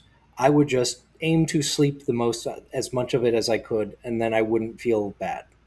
At some point, for some reason, uh, I stopped doing that, probably because I started driving, and now I can read, um, in while driving. While somebody else is driving.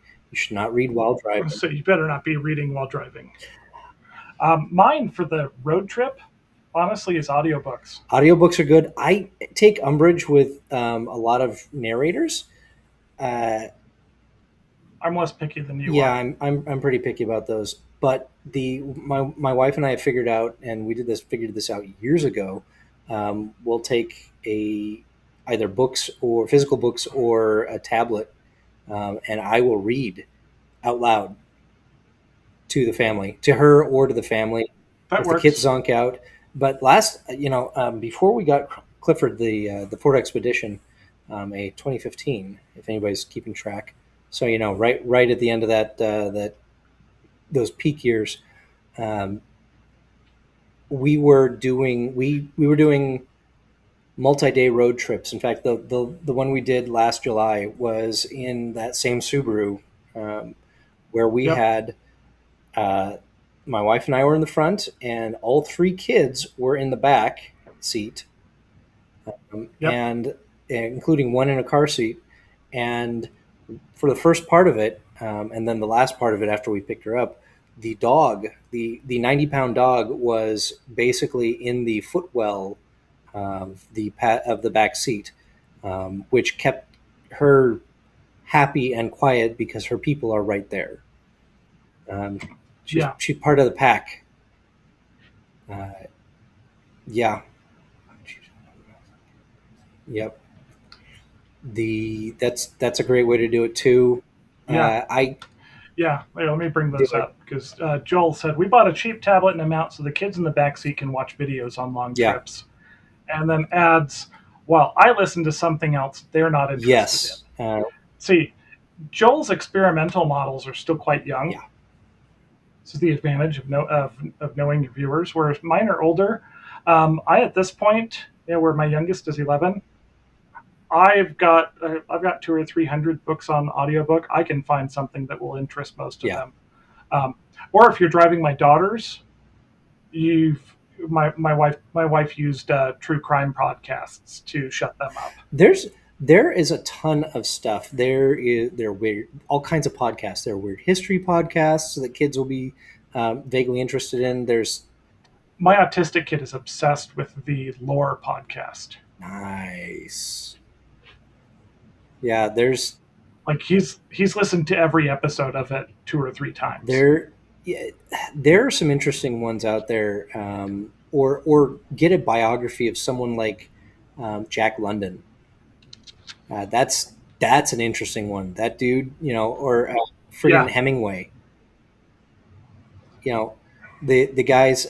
Louis L'Amour's was it Journal of a Wandering Oh Man? I yeah, want to say his autobiography. that's a that's an That's a interesting one. phenomenal read. Um, Teddy Roosevelt's Yeah, autobiography was pretty yeah, good too. there's a lot of good stuff out there that will give your kids a perspective on a world that they have no clue ever existed. Oh, I mean, the younger ones, things that we think we were subjected to, everything from Laura Ingalls Wilder, Sure, literally.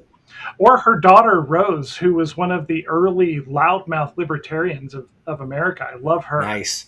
The one that my kids found so astonishing was in Farmer Boy, where finding out the amount of work a kid did on a farm, Yeah. on a successful farm. Hmm. Yeah, it's just like wow. Going Yeah, wow. So, talking about preparation again. Um, if you guys have not taken kids on international trips, have you? we have not taken kids on international trips. We flew when the older two were fairly young, when from Seattle to Connecticut.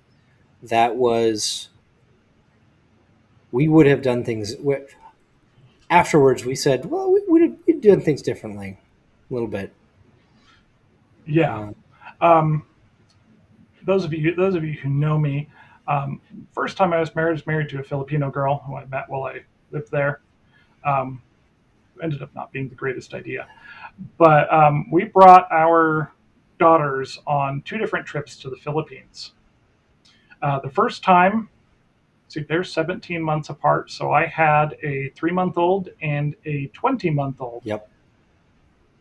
and we drove down to St. George, Utah, took a shuttle over to Las Vegas, flew out of McCarran, and we flew to Honolulu, and from Honolulu to Manila.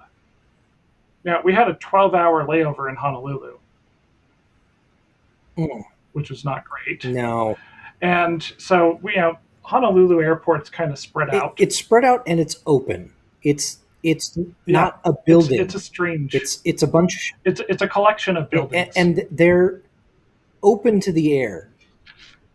Like there's the stuff you just it is the weirdest Yeah, airport. yeah. We flew basically a red eye that got us there at like 7 o'clock in the morning. Our flight wasn't leaving until 7 p.m. So we went, we got breakfast, we grabbed, we packed some sandwiches and stuff to use for lunch. And we went and we found our terminal, which was just empty. So we went inside and I laid out blankets to get my daughters camped out. And just as I get them to go to sleep, somebody from the airline comes in and kicks us out of the terminal because it's an international flight. They have to check passports as everybody goes in. So then we got to wait outside on the concrete benches alongside the road for the entirety of the Yeah, afternoon. because the to get you from place to place in Honolulu, they have tram buses, Yep. and so it's all connected by a road, and you could be sitting outside. Yeah, there is no place to sit Yeah. inside. And it's Hawaii, so it's 80, 90 degrees and relatively high Yep. humidity. Um, one piece of advice I will give you: you're traveling with small children, don't do 12-hour layovers. Although Trans-Pacific, those are always the cheapest flights, Hmm. which was the primary concern for us. Yeah. Because even cheap flights at that time was $700-800 a person. Yep. That's a lot when you're raising two small kids and are a manager at Walmart, which I was at the time. But so that was bloody miserable. Kids were uncomfortable, sweaty, and Yep. unhappy. And by the time we got to Manila, good God, the one positive is we got on that flight, and that was basically nighttime. They slept the entire flight to Manila because they were just exhausted because they took no naps during the day. Dude, Yeah. I lived on Oahu for 7 years, about a decade ago, and a bit. And yeah, it can comfortably fit about 800,000 people, and And 4 4 million million. or something. And the traffic in Honolulu is the worst in the country. Yeah, yeah. Which, if you don't know, the main island in Hawaii is not the Big Yeah. Island; it's Oahu. The Big Island is mostly rural. Yes. There Yeah, there's but some science stations um, here and there. There's a lot of sciencey stuff happening in Hawaii. a lot of A lot of plantations. plantations on the Big Island. That's where the soldiers and Marines go to play soldier and Marine. A lot of times, there's a few smaller installations on Oahu where they do some of that too. Um, there's a lot of military in Hawaii, and there's a lot of There are. ill feeling about that. That's not entirely inappropriate. Um, Well, and I mean, Hawaii has economically been hamstrung by a couple of really dumb federal hey, the laws Jones that Act. we're not going to go into. Yeah, Yeah. Everything but everything that's sold in Hawaii has to be shipped to the mainland first. yeah. So for those of you who are listening on podcast and can't read the video, Harriman says, I've heard the main island of Hawaii is nightmarishly built up and road covered to the point where one artist author I know has a similar island nation in fiction where cars are outlawed to prevent that. Okay, it's not actually that bad, or at least it wasn't when I was there. There is still, in part because the mountains that form the spine of the island are sufficiently rugged that you driving roads up into or through that they've done precisely once. It Yeah. leads to the best road surface in the island, the H3, the freeway, and it's actually a rather lovely drive. I always enjoyed it because there's no patches or potholes, unlike the entire. Well, they also don't have winter to destroy the They roads. don't have winter, but they do have marine climate, Yeah. and they have way more vehicles and people than the roads are really equipped to handle. They have this crazy thing in on the H1, which runs along the south edge of the island through Honolulu, and for a big chunk of the south edge of the island, they've got this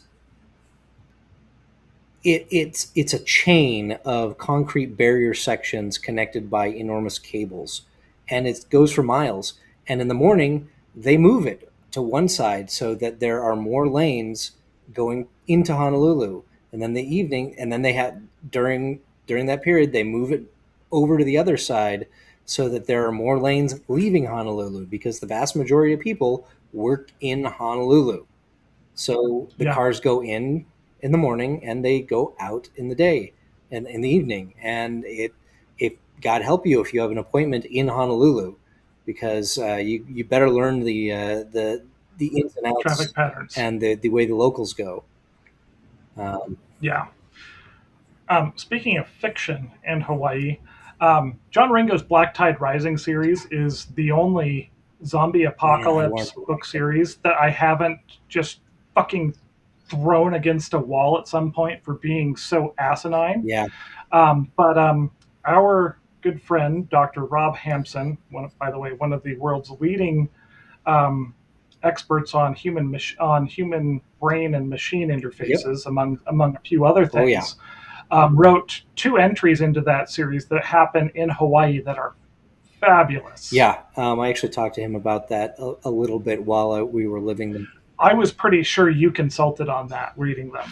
Yeah, that was one of the things that my buddies and I would talk about was okay, if stuff happened, what would we try to do? Because there are sections of the isle of Oahu where they're isolated enough that you could get there and never see another human being right now. The only people Yeah, only people you ever see are the guys who are out hunting pigs with their pack of dogs and their Bowie knife, because that's how you hunt pigs in Hawaii. or spears, No, because no, no, yeah, no spears are allowed. Legally, you have dogs to hold the pig down, and then you go in with a very large, sharp knife and cut their throat. That's how you hunt. so I have a friend who grew up there who hunted them with spears. Well, I can't speak as to the legality thereof, yeah, yeah, but yeah. So sidebar about Hawaii, we're right. gonna end. because The, we are desperately trying to keep closer to 2 hours than to be three. clear, you can't take a Um, really long road trip in Hawaii. You just can't. no, well, you can take a really long road trip. It just doesn't go very It's far. fair. You get stuck in Just go traffic. kind of go around it. But international travel with children, long ass plane rides. Yeah. You think that you're going to be able to feed them Benadryl and knock them out? Generally, no. The second time that we took them, my daughters were 5 and 6, and the the airline that we took was we actually drove to LAX. It was cheaper to drive to LAX and park there for 2 weeks than it was to fly from Salt Lake to LA. That's not terribly surprising. But so we did LAX to Taiwan to Manila. We had about a 10-hour layover in Taiwan, and my daughters were just at the age where the little seat back entertainment in front of them kept them awake for the entire flight. Wow. And so they were extraordinarily sleep deprived. We get to the airport in Taiwan, and we're going to overnight. Figure, I've overnighted there many times. I know there's places you can find that are dark enough that you can just kind of bed down and take a nap. My daughters are so sleep deprived at this point and just strung out. They both have their first migraines ever and are puking nonstop. That sucks. So I'm talking to my good friend Dr. Nick, saying, "What the fuck can I give them that's an antiemetic?" Turns out a double dose of Dramamine was sufficient to get them to stop vomiting, so they could hold down some water and some food, and that allowed them to fall asleep. But even in spite of the cost, my recommendation is don't do 10 and 12 hour layovers with small children. Yeah. On the flight, pack them extra snacks, pack them multiple modes of entertainment, The pack everybody and change of clothes that is in your carry-ons and yes, accessible, because there's going to be an accident of some sort. especially the small children. Oh my goodness. If you look at the episode thumbnail, I think it's the. I'm going to look here. Oops. Yeah, the center panel is a family is supposed to represent me, with a child with a visibly horrible diaper on the tray table, which you have a child with a stinky diaper on a 747. Everybody knows it. Everybody knows it. Um, I will tell you, I will personally hunt you down and beat your ass if you change their diaper on the tray table. Yeah, that's fair. That would be disgusting. Do not fucking do that. There are changing tables in the lavatory. Yes, it's cramped, it's terrible, but do not, It's do it's not change a diaper on the tray table. wow. That is beyond uncouth. It's not just uncouth. That's actually a biohazard. Um, It is yeah. genuinely. Um, but when you're dealing with that, Also, your flight staff will do their utmost to help keep your children happy. Because if your children are happy, literally everyone on the flight will be happy. and I have found that if you are being proactive and trying to manage them, I had a almost 2 year Yep. old who, on hour 9 of the flight needed to socialize or something, and where we had actively managed. Baby was actually easy. A 3 month old, Oh you yeah. just get them to nurse, they conk Oh, out. at that point, they're a sack And of potatoes with opinions. yeah, and nursing babies don't have incredibly stinky Nope. diapers usually. The toddler, on the other hand, but she was cute enough and well behaved enough, and we had obviously put forth the effort to manage them. That people on the flight were absolutely okay with helping to entertain her. Yes. She was beating people and then going back to her seat and drawing them pictures and then giving them to them. That's pretty damn charming. Everybody loved her. That's pretty damn charming right there. But you know what I also had in the event that I had an inconsolable crying child is I had a pack of 100 sets of earplugs. Yeah. And I actually told people as everybody was boarding, like, hey, we're going to do our best to manage these kids. If I can't stop them from crying, I have earplugs. Just ask me, I will happily give them to Yep. you. And I have found that if you are being proactive in trying to manage and not allow, and not disturb everybody else, most people will be awfully understanding. Yes. Because most of us have had Yep. kids, and most of you feel for the people with a 2 year old on what is now 9 of a 12-hour flight who just needs to get up and move Yeah. around. But if you're one of the people who just ignore them, oh, whatever, I'm taking a nap, Right. people will hate your Yep. guts. Your other things on international travel, safety and security. Yes. Depends on where you're going. Some places are great. Some places are rather iffy. Philippines kind of is more on the you need to know what to be careful of. Hmm. This is one of the few places where the United States State Department is actually pretty Yeah. useful. They they keep up on what is going on pretty much everywhere all the time, and they put out travel advisories. Follow Yep. them. And if it is a place that you do not have experience of, you do not speak the language, um, stick to the touristy Yeah. areas. Honestly, because those areas are policed very differently Hmm.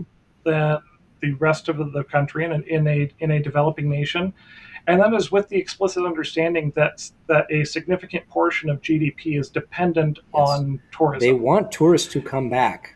When tourists have a bad Yes, time, they don't come back. And in fact, they tell other people not to go. yes, and yeah, I understand. I want to get the hell out of the tourist district Hmm. because God, most tourists annoy the hell out of me.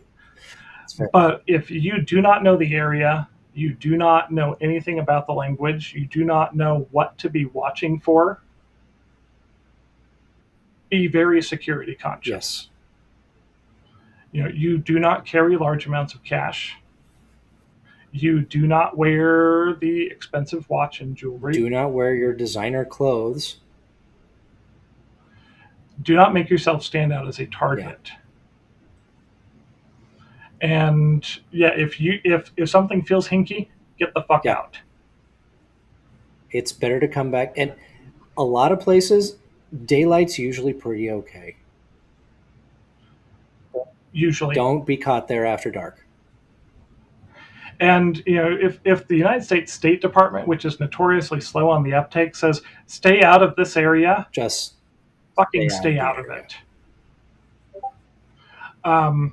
Now, there is something about traveling with medical needs and with medications Mm. that most people from the U.S. are completely unaware of, and that is in much of the developing world, psychiatric medications are more heavily regulated than painkillers. Yes. This is the Philippines in particular is terrible about this. Um, so if you have prescription medications, my experience has been do not go fill your weekly pill container. You bring the bottles that have the prescriptions printed on them. You count and make sure that you didn't consolidate your 3 bottles into one and have more than what was dispensed on the bottle in any. And I also always go and I get a letter from my doctor that lists out my medications, says these are necessary for my life. Because with liver transplant, they genuinely are. If they are taken away, I'm dead in a couple of weeks. Yeah. But many countries prescribe the death penalty for drug trafficking, and if you're carrying more pills in a bottle than is counted for, you just might be arrested at customs for drug trafficking if somebody goes to bother. And I have had my pills counted only once. That's Yes. Oh, yes. Actually, Harriman brings up a good point. This sort of advice is also good for traveling to various cities in the U.S. Vegas has safe areas and unsafe areas, as do other tourist trap cities. I believe that applies to some of the areas around Branson, even. That's But hilarious. Not New that York, surprising. New York City, New York, New Philadelphia, York City, yeah. Boston, Philly is getting bad. Chicago. Baltimore, Dude, Baltimore's really Baltimore. bad. I The mean, waterfront's actually not too bad in Baltimore most of the time. but beyond that, actually one of the ones that may surprise you, Savannah, Georgia, has some definite no-go areas Savannah, that you can accidentally wander into. Nolens definitely has places that you don't go as a tourist. Um, I mean, I don't know that many people do tourism in Detroit. Doesn't surprise me about Branson. It only disappoints me. Yeah, well, Yeah, I have lots of commentary that veers into topics we stay away from here. yeah, But again, travel anywhere, get an idea for the yeah. security situation, and know what you can do, and how and where to stay and where not to stay.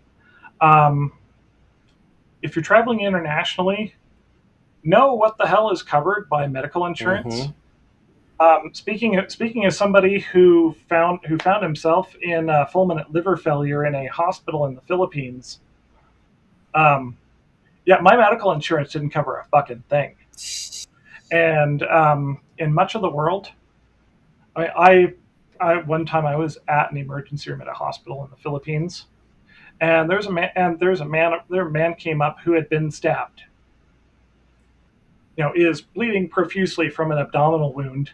He did not have the required deposit to be let into the ED.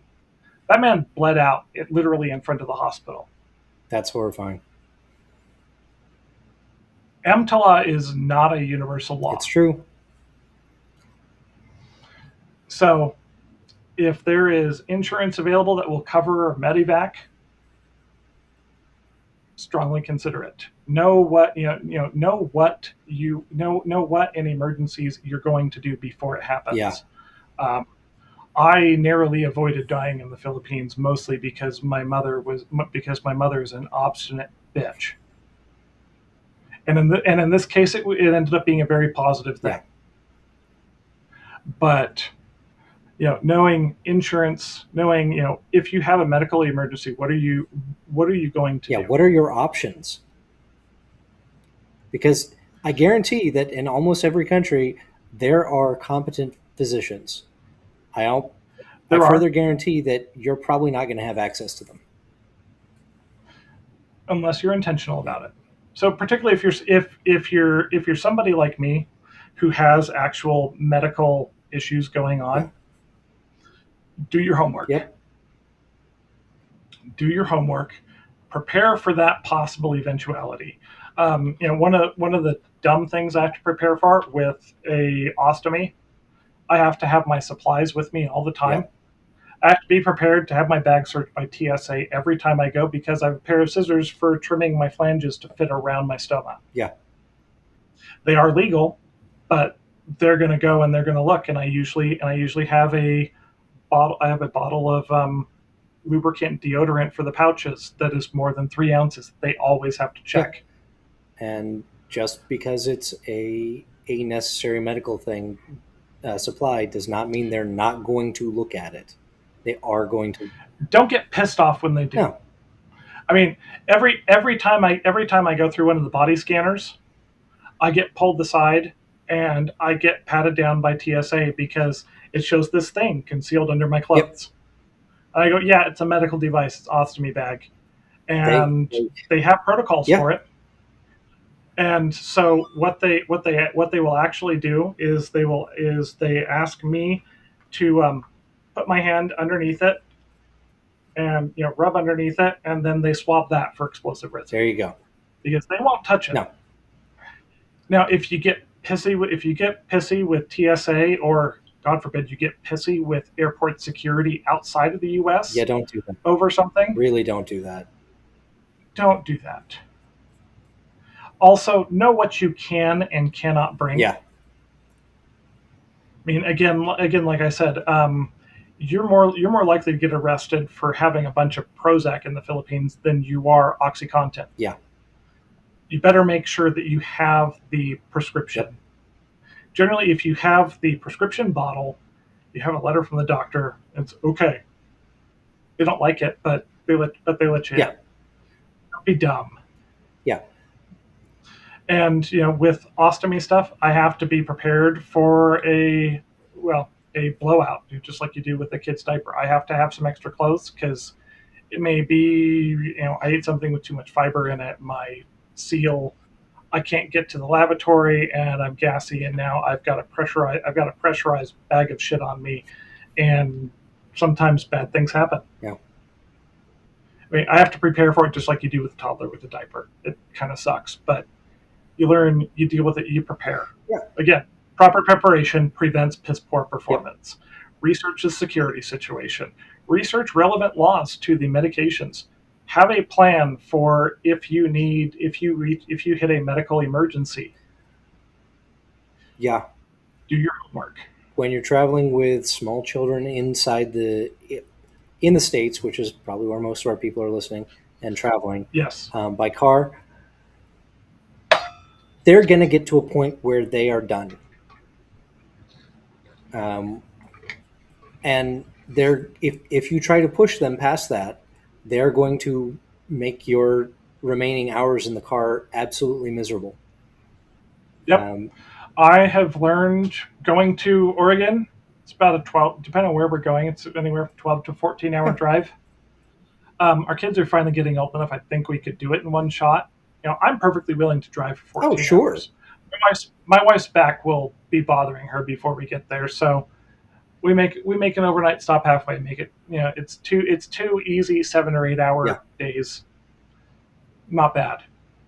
The other thing we've learned is plan for a lunch stop, and we always bring a cooler, and generally we rent houses. We stay at Airbnbs because hotels with 8 people is 3 or 4 rooms at $200 or $300 per room per Yeah. night. Which is absurd. You might as well rent some big ass Yeah. house. You're And you're going to have a so, better time of it. yeah, I mean, we generally bring a 80 quart cooler, and I meal prep ahead of time. I go and pre-season marinate, vacuum pack all the meat, Hmm. freeze it, and stick it in there with dry ice. We bring cold cuts and peanut butter and Nutella for lunches, and we plan on stopping right around midday at either a rest stop that actually has a place for kids to run around or a city park, Yep.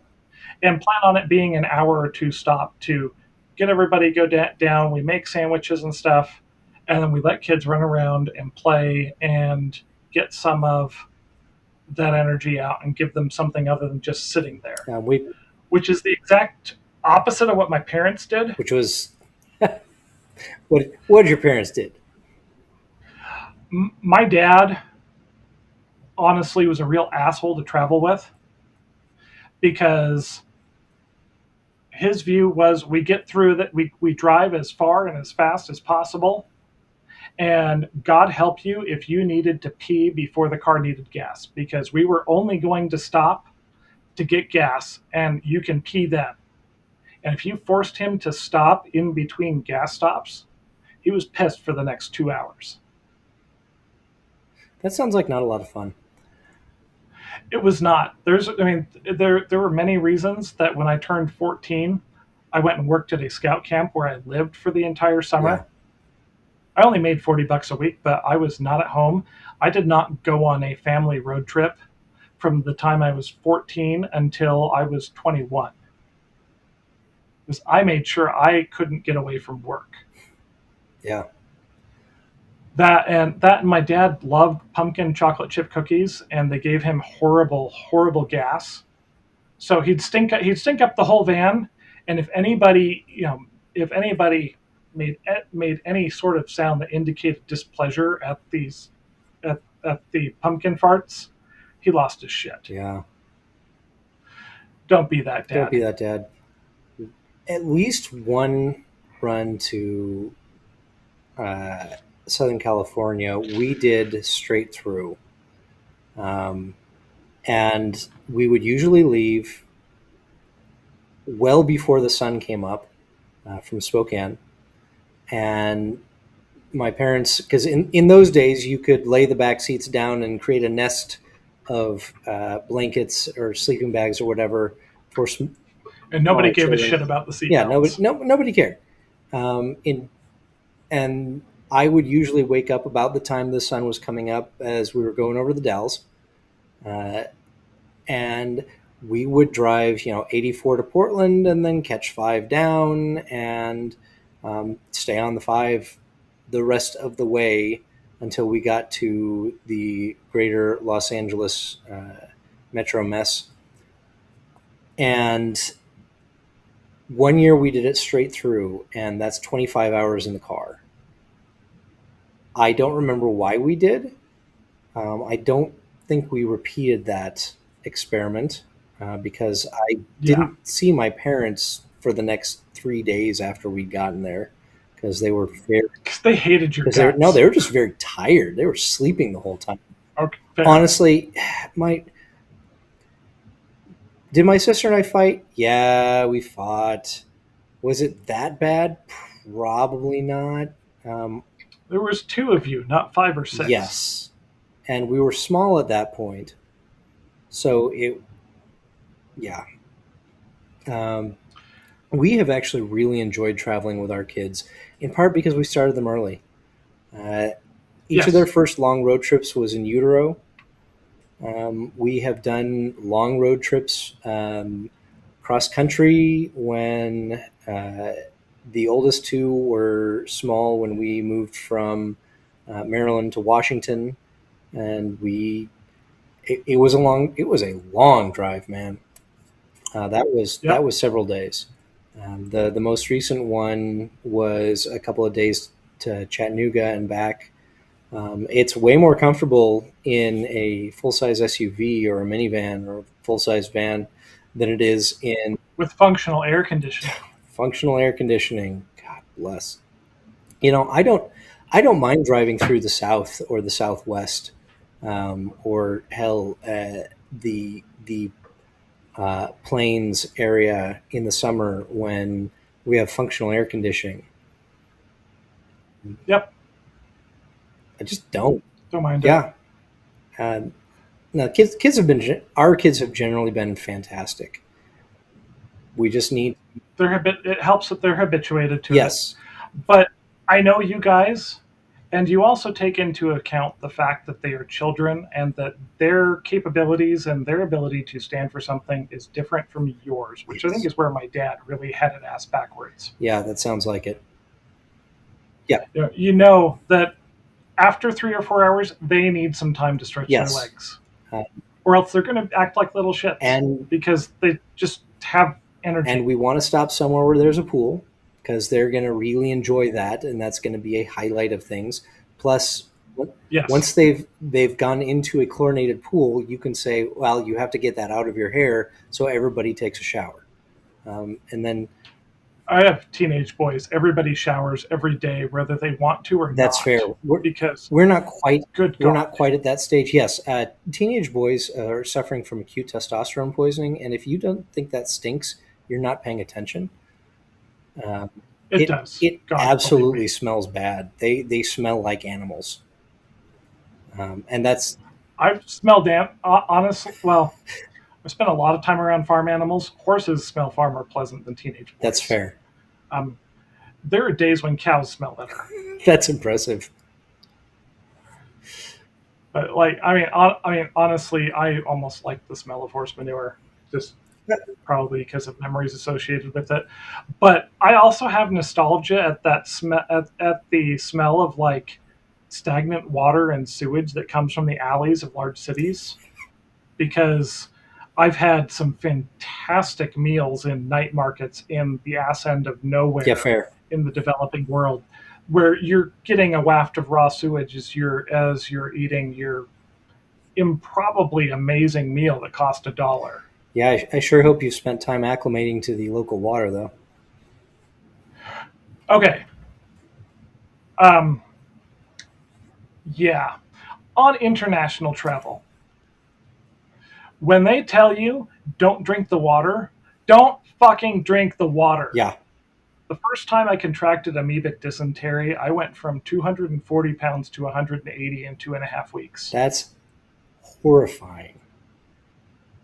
Try living Yeah, it. no thanks. Pass.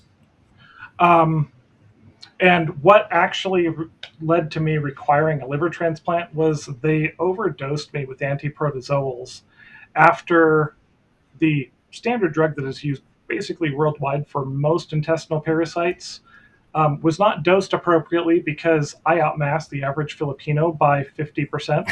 Yeah. So they didn't recalculate the dosage, they just gave their standard dosage. They actually managed to breed a strain of amoebic dysentery that was immune to metronidazole. And so they gave me a different, stronger drug that I later learned was denied FDA approval for first human and then animal use. The guy also tripled the dose, quadrupled the course on it, and 6 months later, I was back in the Philippines in fulminant liver failure. Yeah. Literally because I was not careful enough about the local water. To illustrate, we were, as a missionary, we did a service project. We helped somebody build a new outhouse. I dug the pit in about 3 hours, which amazed the hell out of me because where your soil is not composed of nothing but clay and rocks, you can dig a 6 by 6 by 6 foot hole in a couple of hours. Yeah. So we dug a 6 by 6 by 6 foot hole, and then we installed some bracing, and they poured a concrete pad on top of it, and then bolted a toilet bowl to it. Yep. That family's water pump that they used for all of their water was 12 feet away from that outhouse that was with a cesspool that was not sealed at all. So everything leached into the groundwater. And that is the norm in much of the developing world. What I have been told, and what seems to be accurate, is the only inspection the county here where I live actually cares about. It's not it's not your electrical, it's not the gas. It's, is your well far enough away from your septic to not cause problems? And the golden number is 100 feet. Yeah, Hardiman says, I repeat the words that sum it up. That's horrifying. Dude, in some ways, the conditions that much of humanity live in are, in fact, kind of Yeah, horrifying. it's You realize my ex wife would tell stories of her and her friends as children would go around behind somebody's house and all go take a shit, and then they'd get a stick and see who had the most worms. yeah. That was a legitimate competition they engaged in, which is so utterly foreign to us, but to them, that was just normal. And you begin to understand some of the health problems that plague the developing world in a wholly different Heck, way. there's But there's an argument to be made that that Chinese, historically Chinese ill health has been in large part because they have used human waste to fertilize a lot of their crops without, yeah, internal screening. internal screaming, yes, yes. Um, if you've never heard your intestines scream at you, count yourself lucky. Yeah, But yeah, having been through far more of the developing world than I know was healthy for me. Um, when they say don't drink the water out of the tap and don't use it to brush your teeth with bottled water, bottled please water. do it. Yeah, And make sure that the seals on the bottled water that you're buying are actually intact. yep, Throughout much of the developing world now, there are actually stations that sell reverse osmosis water that you can have. You can have 5 gallon or 1 gallon jugs filled. we actually have those. It's becoming far We better. actually have those all over San Angelo, because the water here is so hard. Yeah, but places I've been to recently where the water's fine. The ABC Islands, Aruba, Bonaire, and Curacao, get all of their water from reverse osmosis desal Yep. plants because they are in fact desert islands. Yeah. Water there is great. I understand that Jamaica, not so much. Yeah, But I mean, when you see on travel advisories, do not drink the tap water. Genuinely don't. they're not kidding. I mean, hell, I take my kids up into the Uinta Mountains here, and Giardia has become enough of a problem. I mean, as a kid we go camping up there and find a spring and fill up our water bottles, whatever. Yeah, We got lucky. I've had Giardia since then, and it's terrible. But filter your water yeah. and generally drink bottled water. I know it tastes like shit sometimes, but It's it beats the hell out of intestinal parasites. yes. Um, Water filters are actually remarkably easy to come by these days. They are now. They're And if you're traveling in a place where the water's not safe to drink, grab a backpacking yeah, filter. They're like this big, yeah. and most of them are good for filtering out 70 or 80 liters of water Katadyn, before you need to change the filter. Katadyn I have a use. Katadyn that we use. Life Straw is solid if that's what you can get.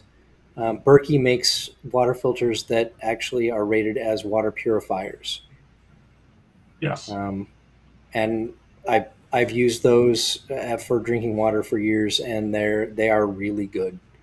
And you can get ones that are you pour the water into the bottle and you suck through the filter, and so you can carry a water bottle that will filter your water for you. Yep. There are There are options. plenty.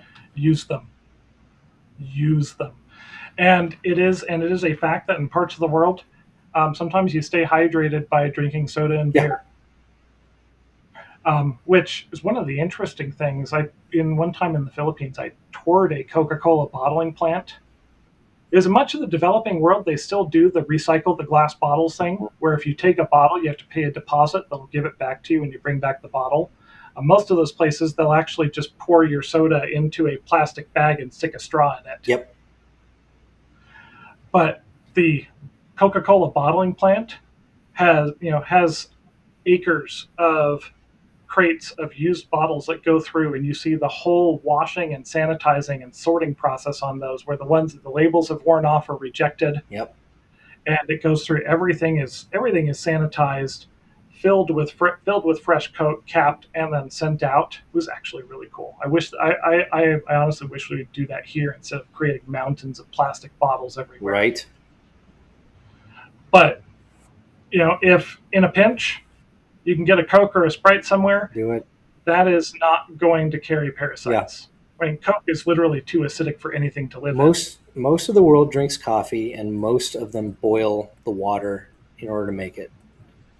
Actually, most of the world drinks Well, tea. most of the world drinks tea. Yeah, most of the world drinks crappy tea though. I kind of like Central Asian tea. I studied Chinese, so I got into. You got I got. spoiled. I got. Fuck I you. got spoiled. Yeah, I'm actually snobby about my teas more than I am about my coffees. Yeah, I mean, I genuinely like Persian teas. Persian teas aren't bad. India's got a lot of good teas. Um, Hmm. And yeah, low point beer. Low point beer. If you're below 5%, it actually is hydrating. Yes, alcohol is a diuretic. Yes, alcohol is a diuretic. One of the best beers I've ever had was a Bud Light after running uh, up and down the hills in Monterey on a sunny afternoon. It There is a place for light beer. tasted so good, in part because I was distinctly dehydrated. Yeah. I'll give a hearty recommendation to San Miguel Pilsen if you're in the Philippines. Nice. It is a fantastic beer for when it's 90 degrees and 90% humidity. Which it usually is. I think it, yeah, I think it's about 4%. So you actually do pick up hydration from it. And yeah, if that's your choice. Don't drink the fucking Yeah, water. seriously. So Besides, see, normal water does. If the water is good, it doesn't have any flavor, and no flavored water is boring. that's valid. One of the other things I do is, well, with the ileostomy, I have to supplement sodium, Hmm. so I carry electrolyte packets everywhere. Element is the one you want. That's a gram of sodium per And packet. their flavors are unreally good. Like They the are. watermelon is actually my favorite. I love the watermelon salt. Yeah, But you can absolutely grab the single stick packs of Prime or yep, Gatorade or Crystal Light or something if the water still tastes funny. yeah, Plan for that. yeah, It's easy to do, and again, proper preparation prevents piss poor performance or pissing out your ass for a week. yeah. Which you don't want to do. No, because then staying hydrated is 3 times as Yeah, difficult. And the last place you want to be is a hospital in the ass end of a developing nation. yeah, Having done that, you genuinely. But for most of us, we're talking road trips and plane trips within the United yeah. States. Or for a few of our listeners across Europe, which is about the size of the United States. You've got plenty of options. You've got plenty of places to stop. There really aren't that many places in the continental U.S. that are so desolate that you're not going to see anything for much more than an hour of driving. Um, Yeah, but you're traveling with your kids. Give them some grace. Understand they don't have your ability to just lock down and yeah, drive. Harriman says, alcohol makes all my surface aches go away and all the underlying pains jump up and down and go, I'm here, I'm hurting. And it takes 3 to 4 drinks to get past well, that. then don't do that. Yeah. Fortunately, I, well, my constant pain is just kind of a background thing that I'm so used to. I don't really notice it much. Yeah, But people with chronic pain have a different scale than the rest of us yes. healthy, more or less healthy schmoes. Um, yeah, Yeah, but that goes with knowing yourself and knowing knowing what you need and planning accordingly. yep, Yeah, if you fail to prepare to fail is excuse me, to fail to prepare is to prepare. prepare to fail. Yeah. Know yourself, have a pretty good understanding of your Well, contingencies, and plan for and frankly, the more you do this, the easier it becomes to do that planning because you know the patterns, you know your habits, you know what kind of stuff you're going to want. Yes, Oh, I did not they know do. this. Harman says that Element is a great company. Even a recipe for a homemade version of the supplement on their Yep. website for people who need to save money. But yeah, because a pack of 30 packets is $45 on Yeah. Amazon. I have a couple come every month on Subscribe and Save, and the convenience is worthwhile. Yeah. But yes, use. I mean, if nothing else, it's salt, it's table salt and Yeah. sugar If in the correct ratio. you want to, one of the things I have done is pick up the light salt, which is usually sodium chloride mixed with potassium chloride, uh, Hmm. which is another one you're going to find in Element, and that and a tablespoon of sugar in 64 ounces of water and some couple of squeezes of lime makes for a dandy way to go when I'm working out in the Texas sun. Yeah, and he also says, I'm borderline teetotal because of that. I also thankfully don't have any true chronic pain. A friend theorized I'm either allergic to alcohol or something in beer, etc. Certainly Yeah. possible. I have no way to know. Well, and But when you know what it is and you know that you don't enjoy it, there's no reason to do it in the first place. exactly. But the real point traveling with kids is shit's going to go sideways. Yes. Somebody's either going to pee their pants, shit themselves, or puke, or some combination thereof. Be prepared for Yep. it. And then Be prepared to deal with your kids being kids and needing to be able to run around. Don't do 12-hour layovers in Taiwan or anywhere else. Um, don't stop only for gas. That's foolish. yes. Especially when you have a 30-gallon tank that'll take you 500 miles. Yeah, that's the thing. My truck with a 6 speed transmission and a 33-gallon tank, I can do 600 miles without stopping for Yeah. gas. If my dad had had that capability, we would have gone 600 miles, which would have meant we left Payson, Utah, and would have stopped for gas in Barstow. Oh, that's way too far. And he'd have been pissed if I had to go pee Yeah. somewhere along that. No, sir. No, okay. Harriman says no plan survives contact with the children being capitalized. That is absolutely Oh true. yeah.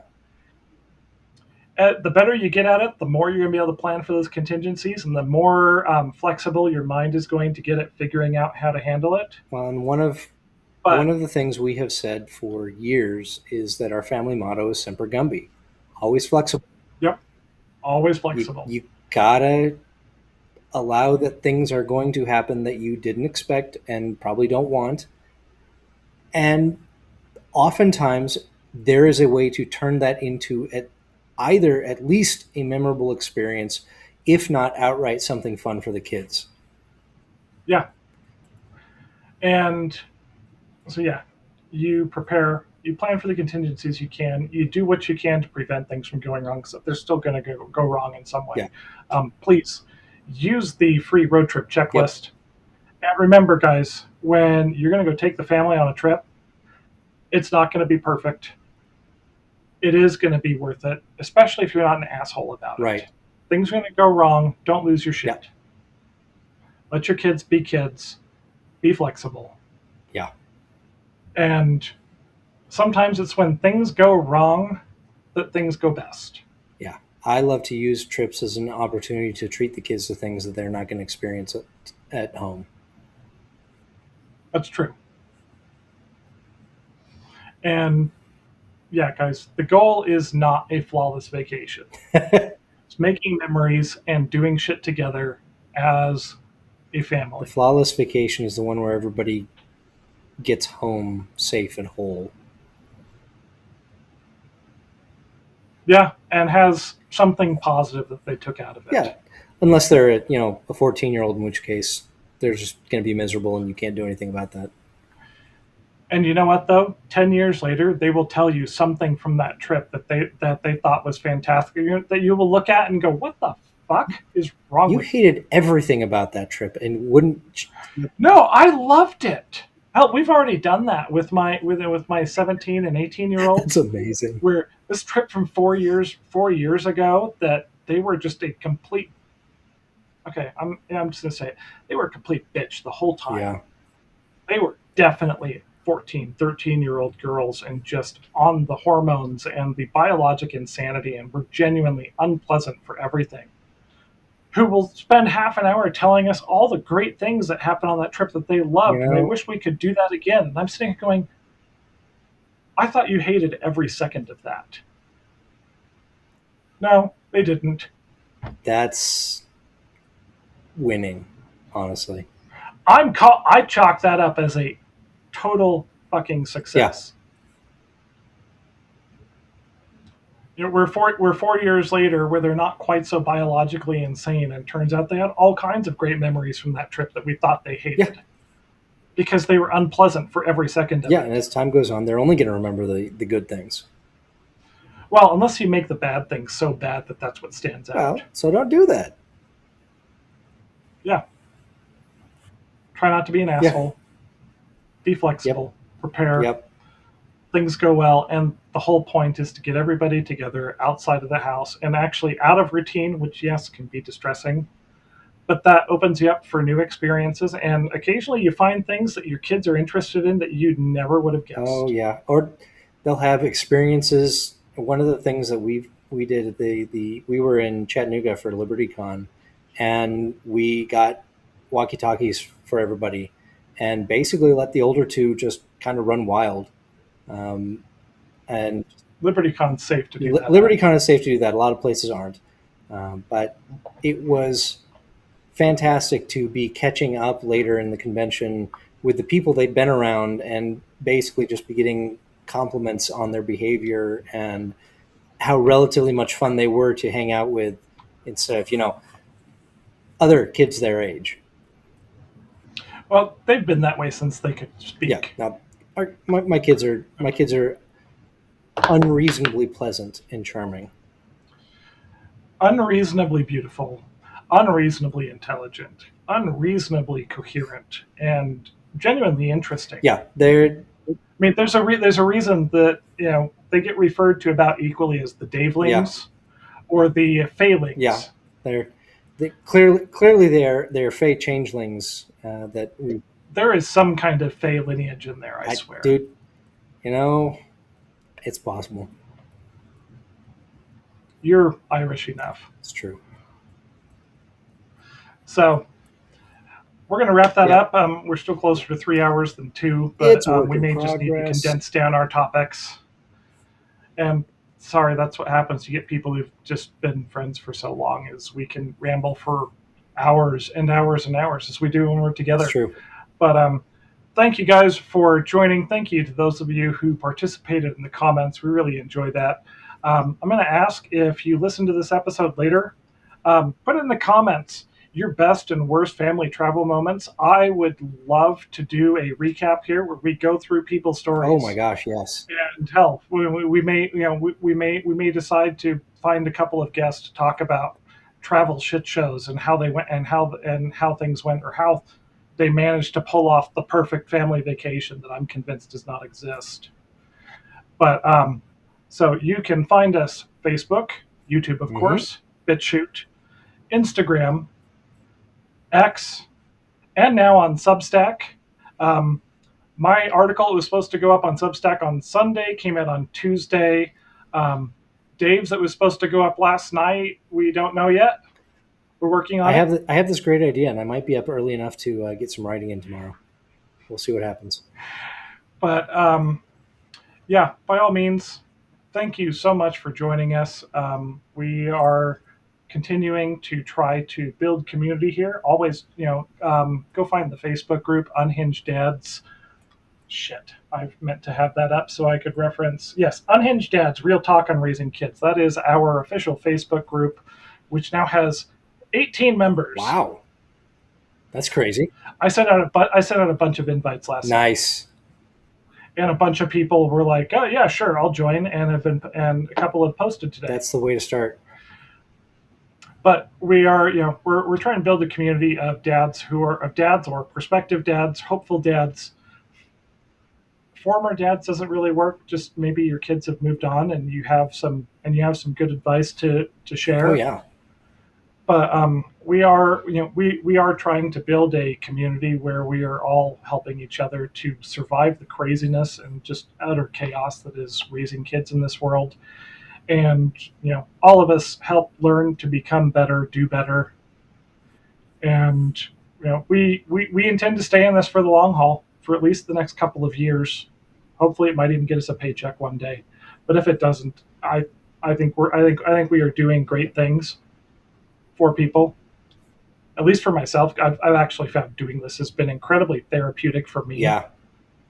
because from the context of trying to explain things to people, help other people understand, I'm better understanding some of the stuff I'm spewing myself. Hmm. I'm doing better internalizing. It's not malice. It's just developing brain. Yes. It genuinely has been helpful for me. So thank you to all of you who join us, and we will catch you next week, where we're going to talk the screen time battles. Yay! It's my favorite. It's every parent's favorite battle in 2026. Yeah. And then the week after that, we will have Chris Denote from Raconteur Press. He's the one heading up their Boys Adventure line. So we're going to be talking Tarzan and Conan and the Hardy Boys and their modern incarnations you can find through Raconteur Press. Yep. So, again, thank you all for joining us, and we will catch you next week. Oh shit. Outro. Outro. Don't take us seriously. We are not professionals. All right, that is it for tonight's episode. Thank you for joining us. Quick reminder, all opinions expressed here are solely those of the individual speakers, hosts, and guests alike, and do not represent the views of any affiliated person, organization, company, sponsor, or other entity.